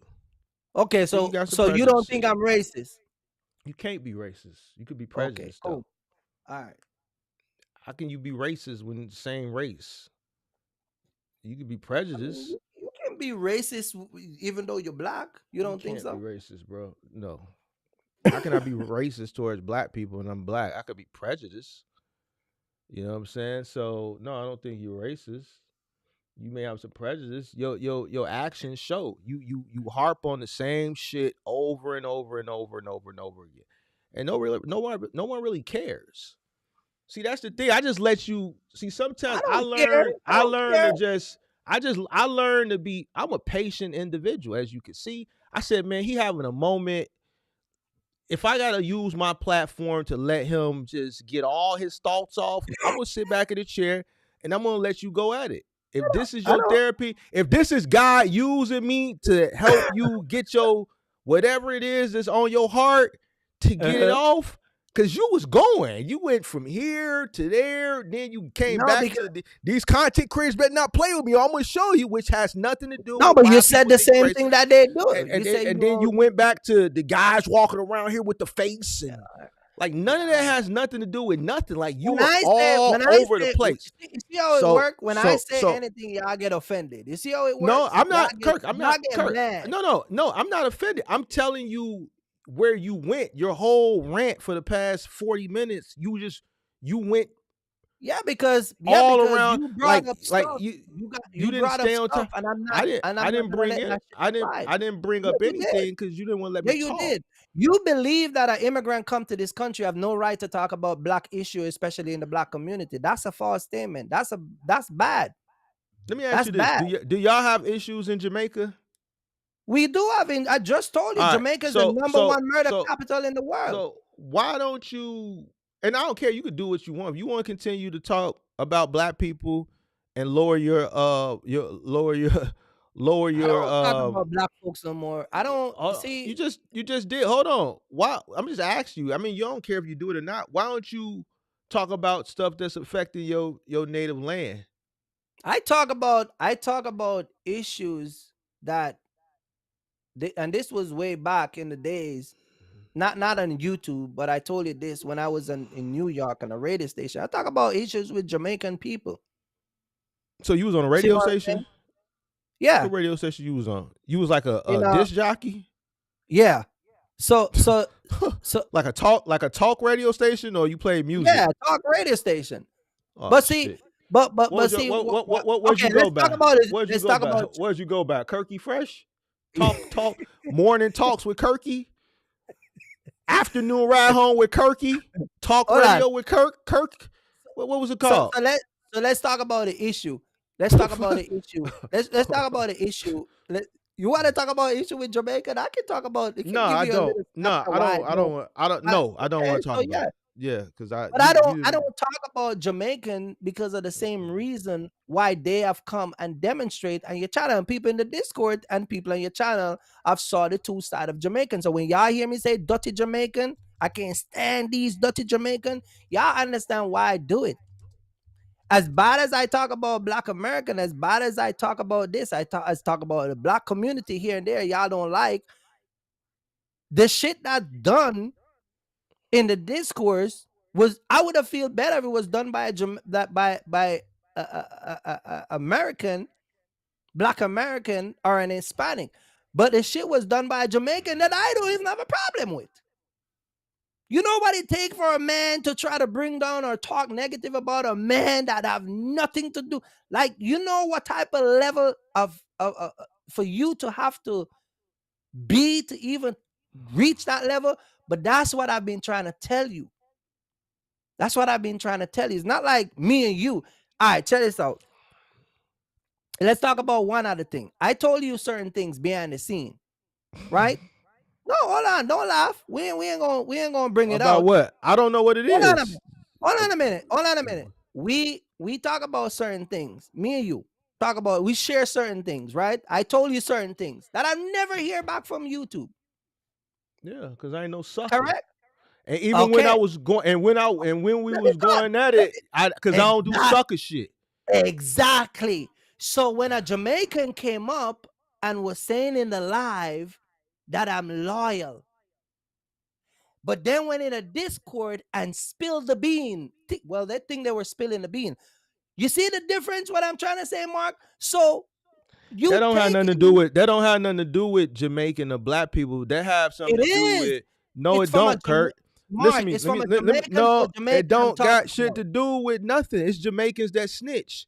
It's white people that snitch. It's Black people that snitch. That got something to do with. Hold on. So why you don't say that's morals. Because if you tell me something in confidence, and it doesn't relate back to the content, I'm a sucker if I make content about some shit that you told me personal, and I'm using that against you because me and you have an issue. I'm a sucker for that. See, I know I'm a sucker for that. So I wouldn't go do no shit like that. That don't have nothing to do with Black or white or Jamaican. That has something to do with how you was raised, who raised you, morals and principles and shit that you stand on. If you tell me some shit, I don't give a fuck what we got going on.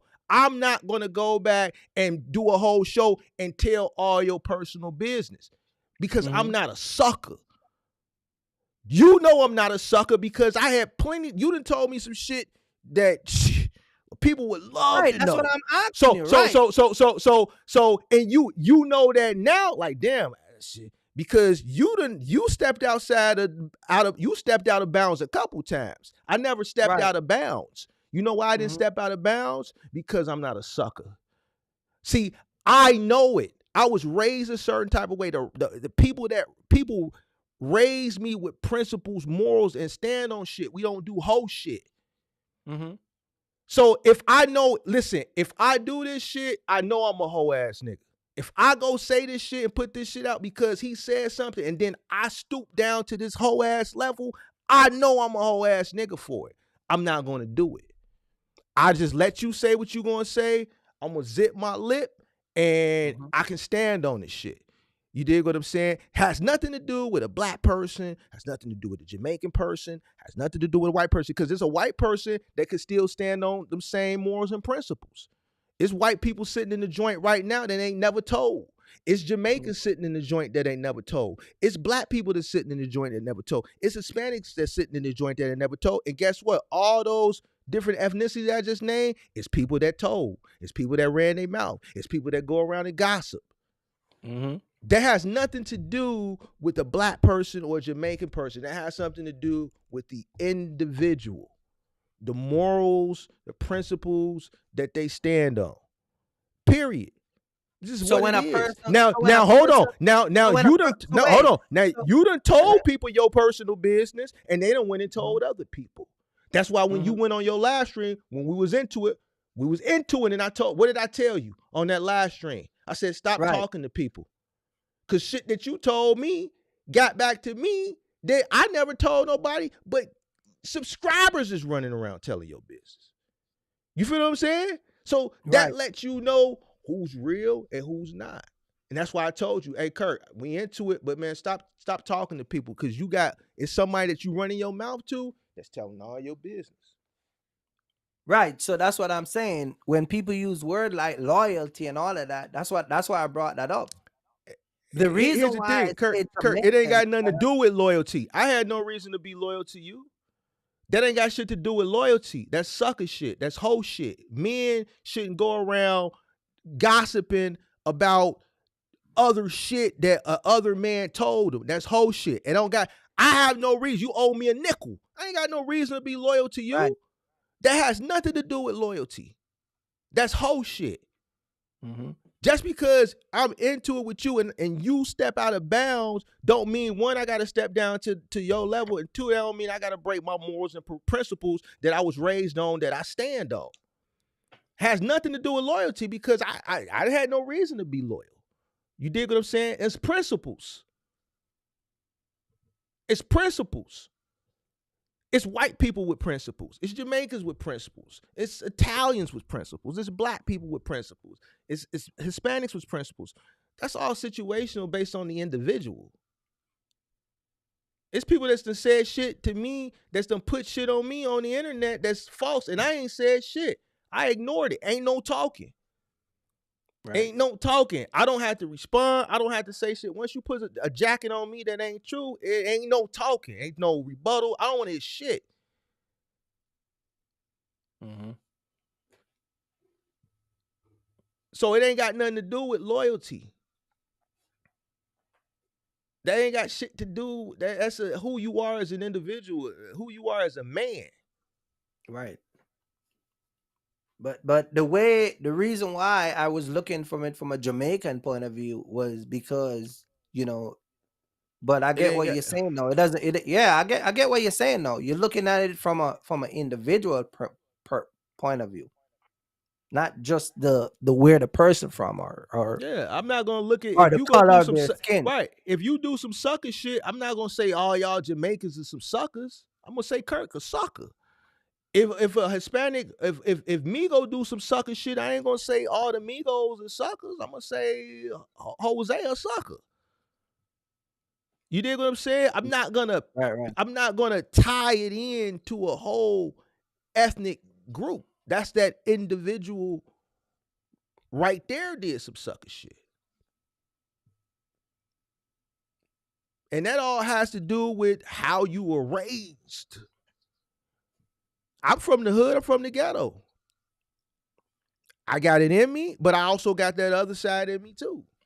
I know when to turn that shit on, and I know when to turn it off. I know when to turn the other thing on, turn the other thing off. You see what I'm saying? Mm-hmm. Yeah. So, everybody is different. I was raised a certain type. I was raised a certain type of way. So loyalty ain't got shit to do with it. That's an individual, each situational based on individuals. So it is what it is, bro. You just got shit fucked up. You looking at, if you want to help black people, you going about it the wrong way. You can't go around talking all this crazy shit that you be talking, doing the hard ER, throwing shit in black people. If I do it, see, your issue is when black people say certain shit. So if I do the whole man, or I do on phone them, or I do get it out the mud trucking, you get upset because a guy like me or a guy like Anton could do certain things and not, get backlash from it, but you can't. But you get it because you've already pitted yourself. All right? I don't get it. He don't get it because we come from the environment. So we telling our people, look, hold on. We telling our people, look, you ain't got to do that. Get your shit together. The reason they're going to respect it more from us and not give us the backlash, than you is because we come from the environment. We come from the neighborhood. If I was a black person and I grew up way out in the suburbs in Barrington somewhere, and I said the shit that you did, or I did the same shit that I did, they would treat me the same way they treat you. But you ain't from here. You grew up out there in Barrington. You went to the good school. Hold on. I'm giving you, let you talk. I'm trying to explain it to you. So even as a black person, if I had the same approach and I didn't come from the environment, they would treat me the same way they treat you, especially if I'm coming the same way you coming with it, because I'm not from that. So who am I to go back and tell? Hold on. I'm different. I disagree with you because hold on. Let me finish. Hold on. Let me finish. I could help, but I'm not gonna go help and highlight what people are doing wrong and downplay. Oh, you're living on welfare. You're lazy. You ain't gonna do nothing. You have to come. Hold on. As an outsider, I'm telling you how to do it from outside. Listen, it ain't about why, Kirk. It is what it is. Something. Mark, what I'm saying. Kirk, hold on. Let me talk. I'll let you talk for hours. Hold on a minute. I'll let you talk for hours. Hold on a minute. I'll let you talk for hours, Kirk. Hold on. Let me talk. I never interject. I've said we come from nothing. We come from go back to your country. Ain't shit over there. When the passport bros was getting up and leaving and said they don't want black women no more, there was a lot of black women was on the internet saying the woman over there ain't got shit. They live in the swamp. Y'all be saying the same thing that if somebody said y'all get offended. That's what I'm saying. There's a double standard. And until everybody agree that there's a double standard. Hold on a minute. Because then you can't say when y'all talk to certain people because y'all come from there. When you talk to your wife, it's certain things. No, you said that when y'all talk to them because y'all come from there. Some of these people never been to Jamaica. So how you know I come from the slum part of Jamaica? Deal with it, Charlie. Then I can say the same thing about everybody else. Then y'all deal with it. It's a double standard and everything. Some things you just got to deal with. Then why everybody complaining? Hey, check it out. When I talk to my chick, it's certain things that if I say to her, she gonna get in her. She gonna get in that. She gonna turn up. But she could say it to me, and I'm just gonna let the shit go. It's just double standards and a lot of shit, bro. Yeah, you dig what I'm saying? It's certain jokes it's certain jokes I could crack that I can't crack, and then she could crack, and I just let it slide. You dig what I'm saying? So from this, and I'm pretty sure with your wife, it's things that she can get away with you that you can't get away with her. It's a double standard. It's a double standard in a lot of shit. Yeah, well, you dig what I'm right. saying? So now we get in somewhere. So we got to work on the double standard. Ain't no work on nothing. So y'all stop calling me racist because y'all racist. When y'all tell me that when y'all say we come from nothing and we come from Haiti and we poor, we come from the slum. There is neighborhood in Philadelphia that are ghetto that is worse than some of my ghetto in Jamaica. Terrible. People call you see you what racist. I'm saying? People call you racist because you use the hard ER. Only ignorant. You use the hard ER. Yeah, you use the hard ER. You talk about these issues. What you just said. You pitch yourself against black people all the time, and you make yourself seem like you better than us. That's why people get upset with you. And y'all do the same thing. When y'all tell us that we come from the slump and we come from nothing and we should go back to Jamaica. Who told you that? I didn't tell you that. Not you, but that's a known fact. Come on, that's a known fact. How is it a known fact? I never saw that nowhere. Listen, and I'm going to tell you in a broader picture. It doesn't have to be a black American too. It can be white American. It can be all these other type of American. You think your hair can grow this long? You think your hair can grow this long? Your hair can't grow this long, Kirk. Hold on. When immigrants come to this country, y'all think they're coming from poverty-stricken neighborhood, and that's wrong. So the stereotype goes both ways, and that's what I'm saying. Y'all ain't trying to have the conversation. See, y'all trying to move this conversation to be the victim. And it's fine because y'all trained to do that. What I'm saying is if you really want to have a real dialogue, you have to be fair and you have to be honest. And you have to, there's videos of black American been to other country that come back here and educate people. The things that tell us about outside of America is not true. The places we go, we were welcome here, this, that, and a third. But see, when we're gonna have the conversation, you have to have it and be fair. You cannot sit here and play the victim, and I'm not gonna fall into the bullshit that you want. You can feed your subscribers that. This fine. I don't care.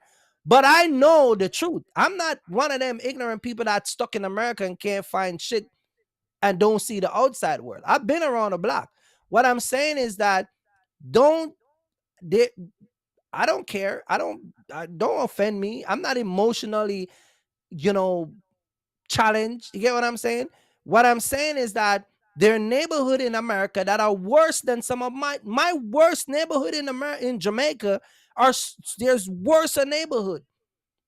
The picture that we were sell from the TVs and all the promos that goes on in America, we thought we was gonna come. I would have never thought I would have came and see Philadelphia with the shit that I see. Broken down houses, crackhead. Like the way America would present itself, it presents itself in a certain way. Just like how you guys was presented Kirk, about. You talking about stuff that you don't know about. You don't know about this you, stuff. that's your You just opinion. talking. Kirk, why you think? Okay, so why when you see these video. I'm gonna do a video. I'm gonna go live and pull up a video of a Black American girl and an African guy talking about the same thing me and you talking about, and I'm gonna review it. And you watch and you make a decision from there. Here's the See, thing, you like Kirk, to cover things up for your community, and that's fine. It's not you American, I get it. You speaking on shit that you don't know what you talking about, Kirk. You know why? I don't know you. Because you wasn't here. You wasn't here. See, that's the thing. Mean I wasn't here? Kirk, because you talking about broken down house. When immigrant come to this country, I can't have a conversation. I can't have a conversation. I'm just gonna let you close it out. I'm gonna let you close it out. Why y'all mad when we come over here and say the same shit back to you? Y'all ain't being fair. That's what I'm saying. The same way y'all have a mindset about us is the same way we got a mindset about you. That's all I'm saying. But y'all like to change the mindset and then play the victim. This is why every conversation that a person try to have with you guys about y'all culture, y'all like to draw the freaking slavery card. That's why it never goes nowhere, because y'all like to resort back to 1865 about slavery and all that shit. I'm talking about today. What can we do today to fix the issue? You see what I'm saying? But you don't want to have that conversation because you say it's not my place. So can't nobody have a conversation with you because you won't let nobody talk. You won't even let nobody talk. I'm gonna leave you to Chauncey tonight. Chauncey will take care of you. You can't. To fix the problem is not going to happen overnight. It's not going to happen overnight. I get it, but Okay, in order for it's not going to happen overnight, Kirk. All right, and then when you have things that are in place that are suppressing us, that's keeping us down, that's keeping our mindset down, that's keeping us. And I'm speaking from a person who's not down. So here's the thing.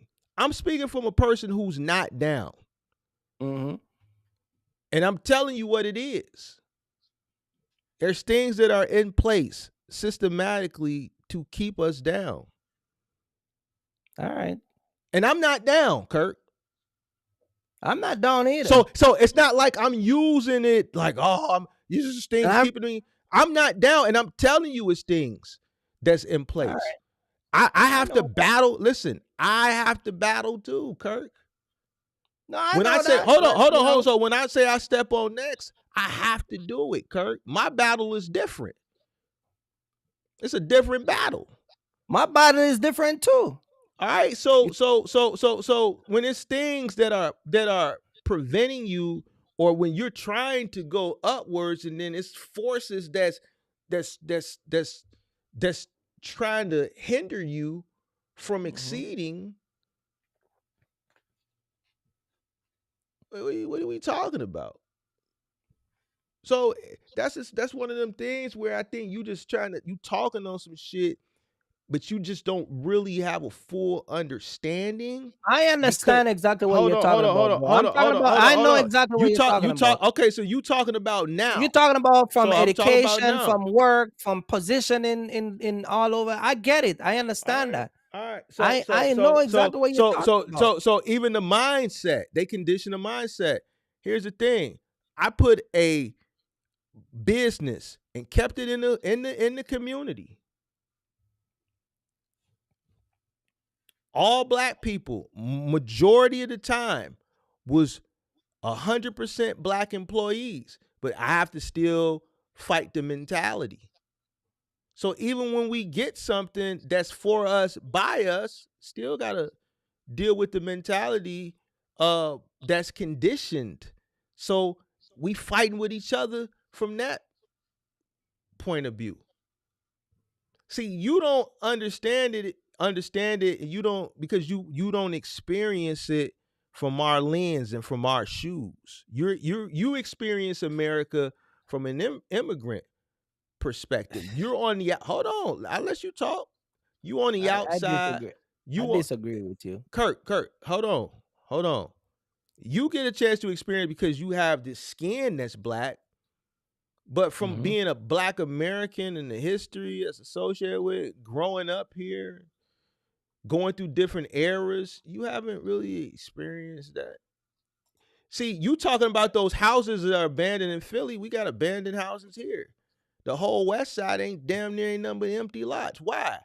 I could take you back to the 80s when it was houses and apartment buildings, 2 flats and shit like that. What happened? I can tell you what happened. You want to know what happened? You want to know what happened? Reaganomics, the crack era. Right. And I know about the crack era too. Okay, so that came through and swept through and fucked a lot of people up. People that had their shit together, and it fucked people up.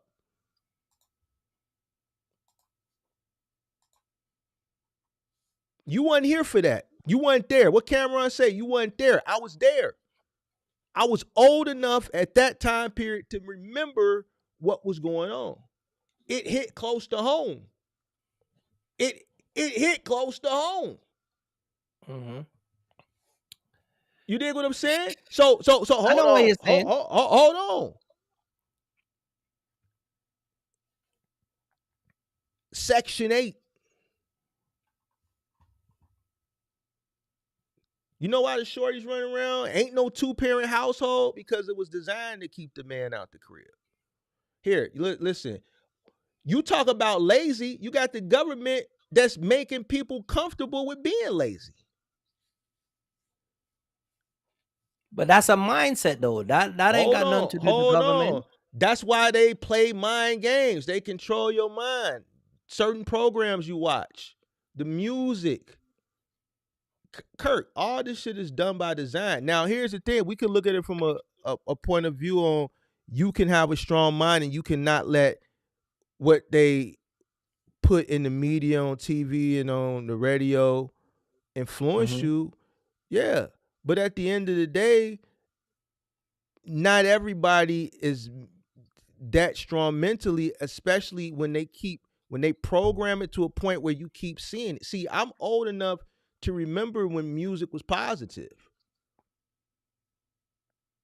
I remember when music was very positive. I remember when hip hop was just partying.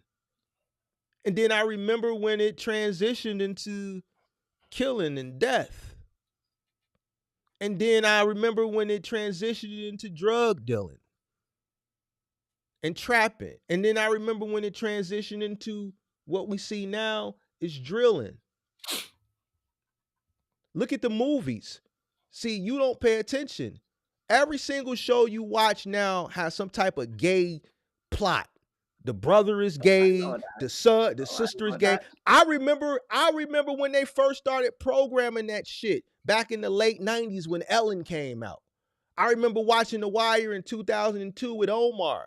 And then in about 2010, 2012, I'm like, why does every fucking show that I watch, somebody on here is gay? And they make it one of the supporting characters. Every single show, even your urban shows that back in the day, there's no way they're going to put a gay character in there. Now, every single show, it's a necessity. It has to be in there. So now you got all these little girls running around like studs and shit like that, because they see it on TV. Me and my girl went to a restaurant. I thought we was in Boys Town. I'm like, man, we in the South Loop. Why is we the only straight people in there?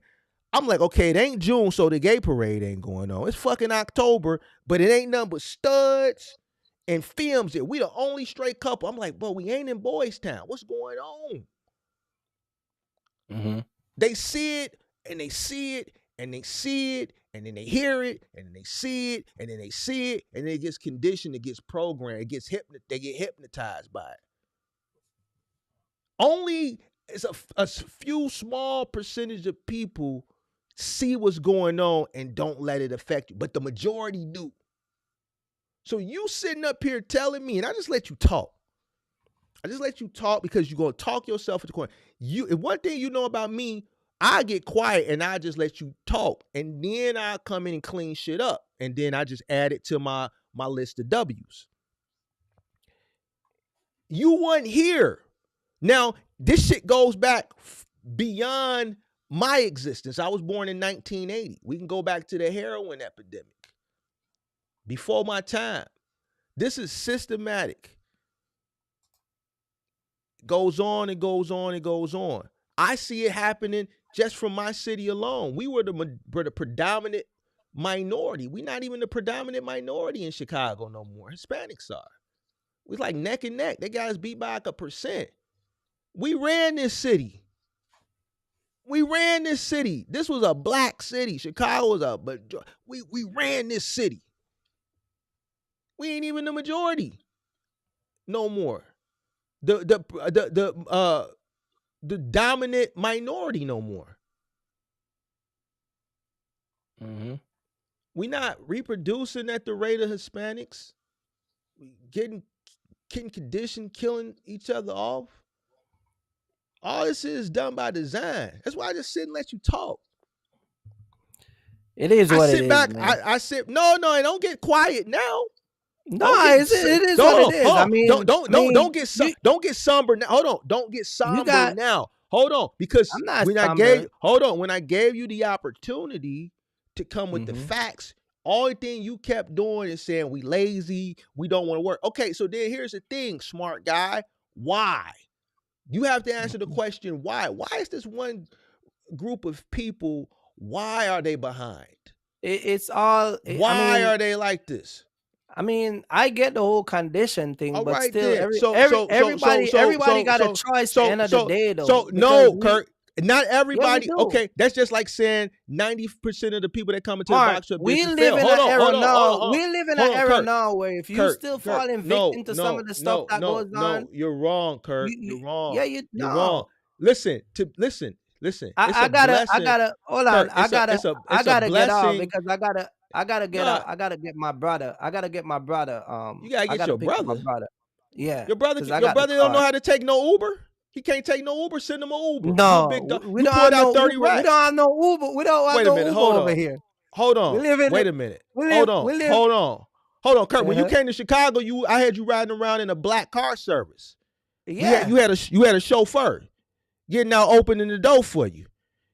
You saying black people, you doing more than black people, but when you came to my city, you had car service. Yeah, but I gotta get. You pulled out 30 racks on the thing. You can't send your brother a Uber.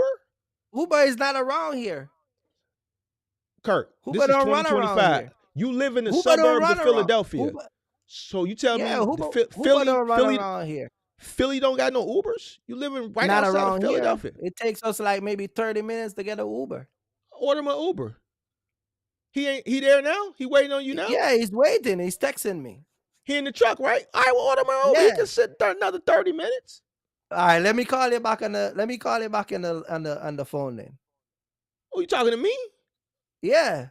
Yeah, dial up the phone. Nah, you're not finna escape. See, he want to escape now that I cook. No, I gotta go. But let me switch over to the phone. Switch over to the phone. Switch over to the phone. Pick me on the phone. Pick me up on the phone. Yeah. Hold on. You want me to end this? This one right here? End that. Hold on. You gotta end it. I end it. There you go. We got all the technology, Kirk. We can do whatever over here. You said black people, you doing better than black people. Well, this black person seemed like I just got it all figured out. How is it that this black person got it all figured out? You can't send your brother an Uber, and you live in Philadelphia, Pennsylvania. Y'all ain't got Uber out there, or you just want to be frugal? Do you want to be frugal, Kirk? Let me know if you want to be frugal. I live in Philly, bro. I wasn't frugal. You live outside of Philly. It's Ubers that go in the suburbs, Kirk. I've taken Ubers to and from the suburbs before. Yeah, but there's no Uber around here. I'm telling you. There's no Uber around here. Uber don't run around here, Mark. They probably That's not. where you got it wrong. They probably not floating around there, but you can request and they'll come out there and bro, pick you up. It took me like 30 minutes to get a Uber around here. It took me like 30 minutes. Hey, Kirk, why your brother ain't got no car? I got a car. We got a car, but I use it today. And I use it go to the dealer. Hold on. This ain't looking good. So you mean to tell me y'all sharing cars? All that money, you doing better than the black Americans. You pulled out 30 racks, y'all sharing cars.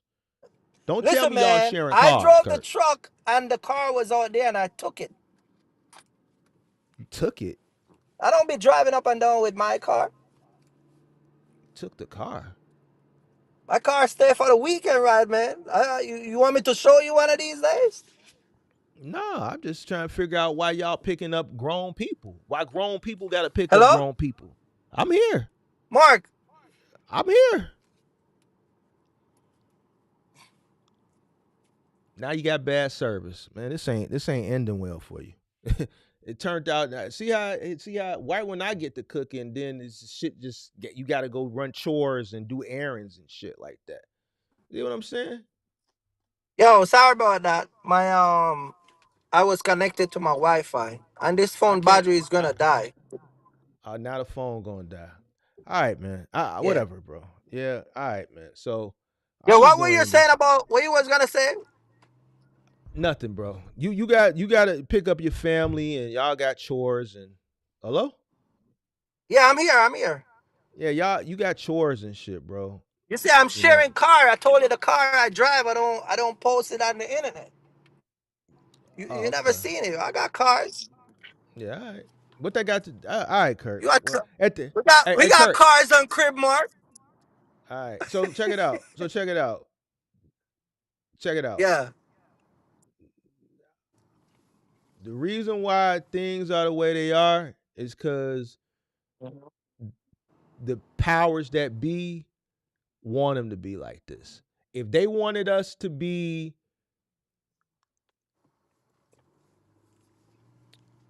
like other ethnicities, then they would stop the suppression, and the opportunities that are presented would get presented to us as well. For instance, and I'm going to end with this.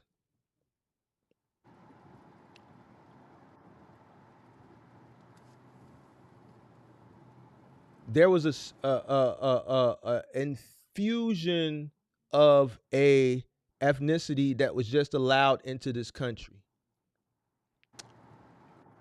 without papers, right? Mm-hmm. They were given opportunity. They were given driver's license without even being an American citizen. They were just given everything to set them up for success without being an American citizen. There are, illegal aliens. You should be offended because you had to go through a lot of processes and procedures to get your green card and spent a bunch of money, right? Uh-huh. So you should feel the type of way that other immigrants, well, they're not even immigrants, they migrants, was the migrants. Gates, the migrants was the floodgates were open and everything that you worked for was given to them. So see how that works? You got one group of people over here that's being suppressed by the same people that open up the floodgates and let another group of people come in, and we just gave them the key to every fucking thing. So when you decide that you want to talk a certain type of way, one, you got to know what you're talking about.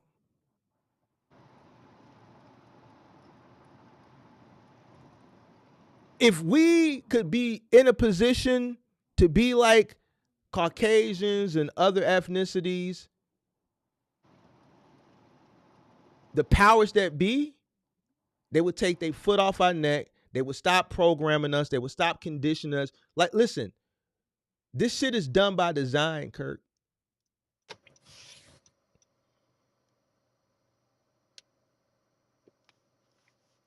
You got a group of people that's steady getting suppressed, but then you got another group of people where, hey, y'all not even Americans. Just come on over.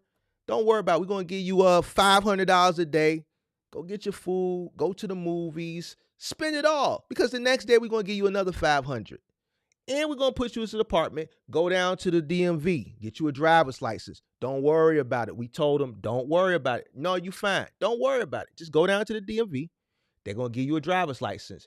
This is going to allow you to go on the gig apps. Y'all complaining about the gig apps, right? It's because Migo and them is taking all your Spark orders and this, that, and the third. Drive to the back of your Walmart. They back there chilling, playing all their little gang, gang, gang, gang, gang, gang, gang, gang, all their music and shit. You feel what I'm saying? You hear me, Kirk? Yeah. You listening? You listening? Don't worry about it. We a sanctuary city. We're going to protect you. Go down to the hospital, get all your vaccinations. It's on our dime. The taxpayer is going to pay for it. So how is it that they can get everything handed to them for free and we get our foot put on our neck? He hung up. That's what I thought. All right, so I'm going to put another W up. I'm going to put another W. It took a while because I had to let him talk himself into a corner. I'm going to put another W up, and I think I'm going to end this because I got a headache. Not a conversation I want to have, but he wanted to have it. And even though it veered off what he wanted to talk about, because I think he just wanted to talk. I think what he really he want like this big channel or this big platform where he could just talk and people are going to listen and he can engage. And he got it over here tonight. But at the end of the day, it didn't, I just think, for him, he doesn't really understand the plight of the Black American. So I would encourage him to do his research. And the answers are right in front of him. I don't understand why the answers lie right in front of you every day. The answers are there. You turn on the radio, you turn on the TV. Even the situation that the comparison I just did with Black Americans and migrants.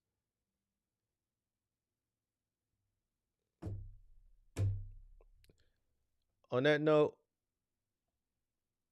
shout out to Nightcrawler. Nightcrawler taught him something to think about today. I hope he did think about it.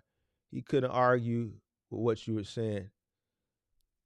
When he finally let me talk, you know what I'm saying? Yeah, he couldn't argue with it. When he finally let me talk, and I had to wait patiently Kirk is like, he like a boxer with no strategy. You just gotta let him. I had to rope-a-dope him. I just had to lay on the ropes and let him tire himself out. Once he talk, he tired himself out. Now he tired. Now I'm finna just hit him with that. I'm finna hit him with that uppercut and just go ahead and get it on about the way. I just wish he just tired himself out a little bit sooner. He gonna try to jump back on when he got his brother. I don't want to talk to them. So I'm gonna go ahead and get up out of here. I appreciate y'all. Sorry if y'all had to go through this. Hey, you can't have these talks when you don't know the facts and you don't know the history. So it's all control. And if you are an individual who has a strong enough mind that you can see through it and understand what's going on, you one of the few. Whoever you are, kudos to you. All right. And on that note, I'm out. Peace.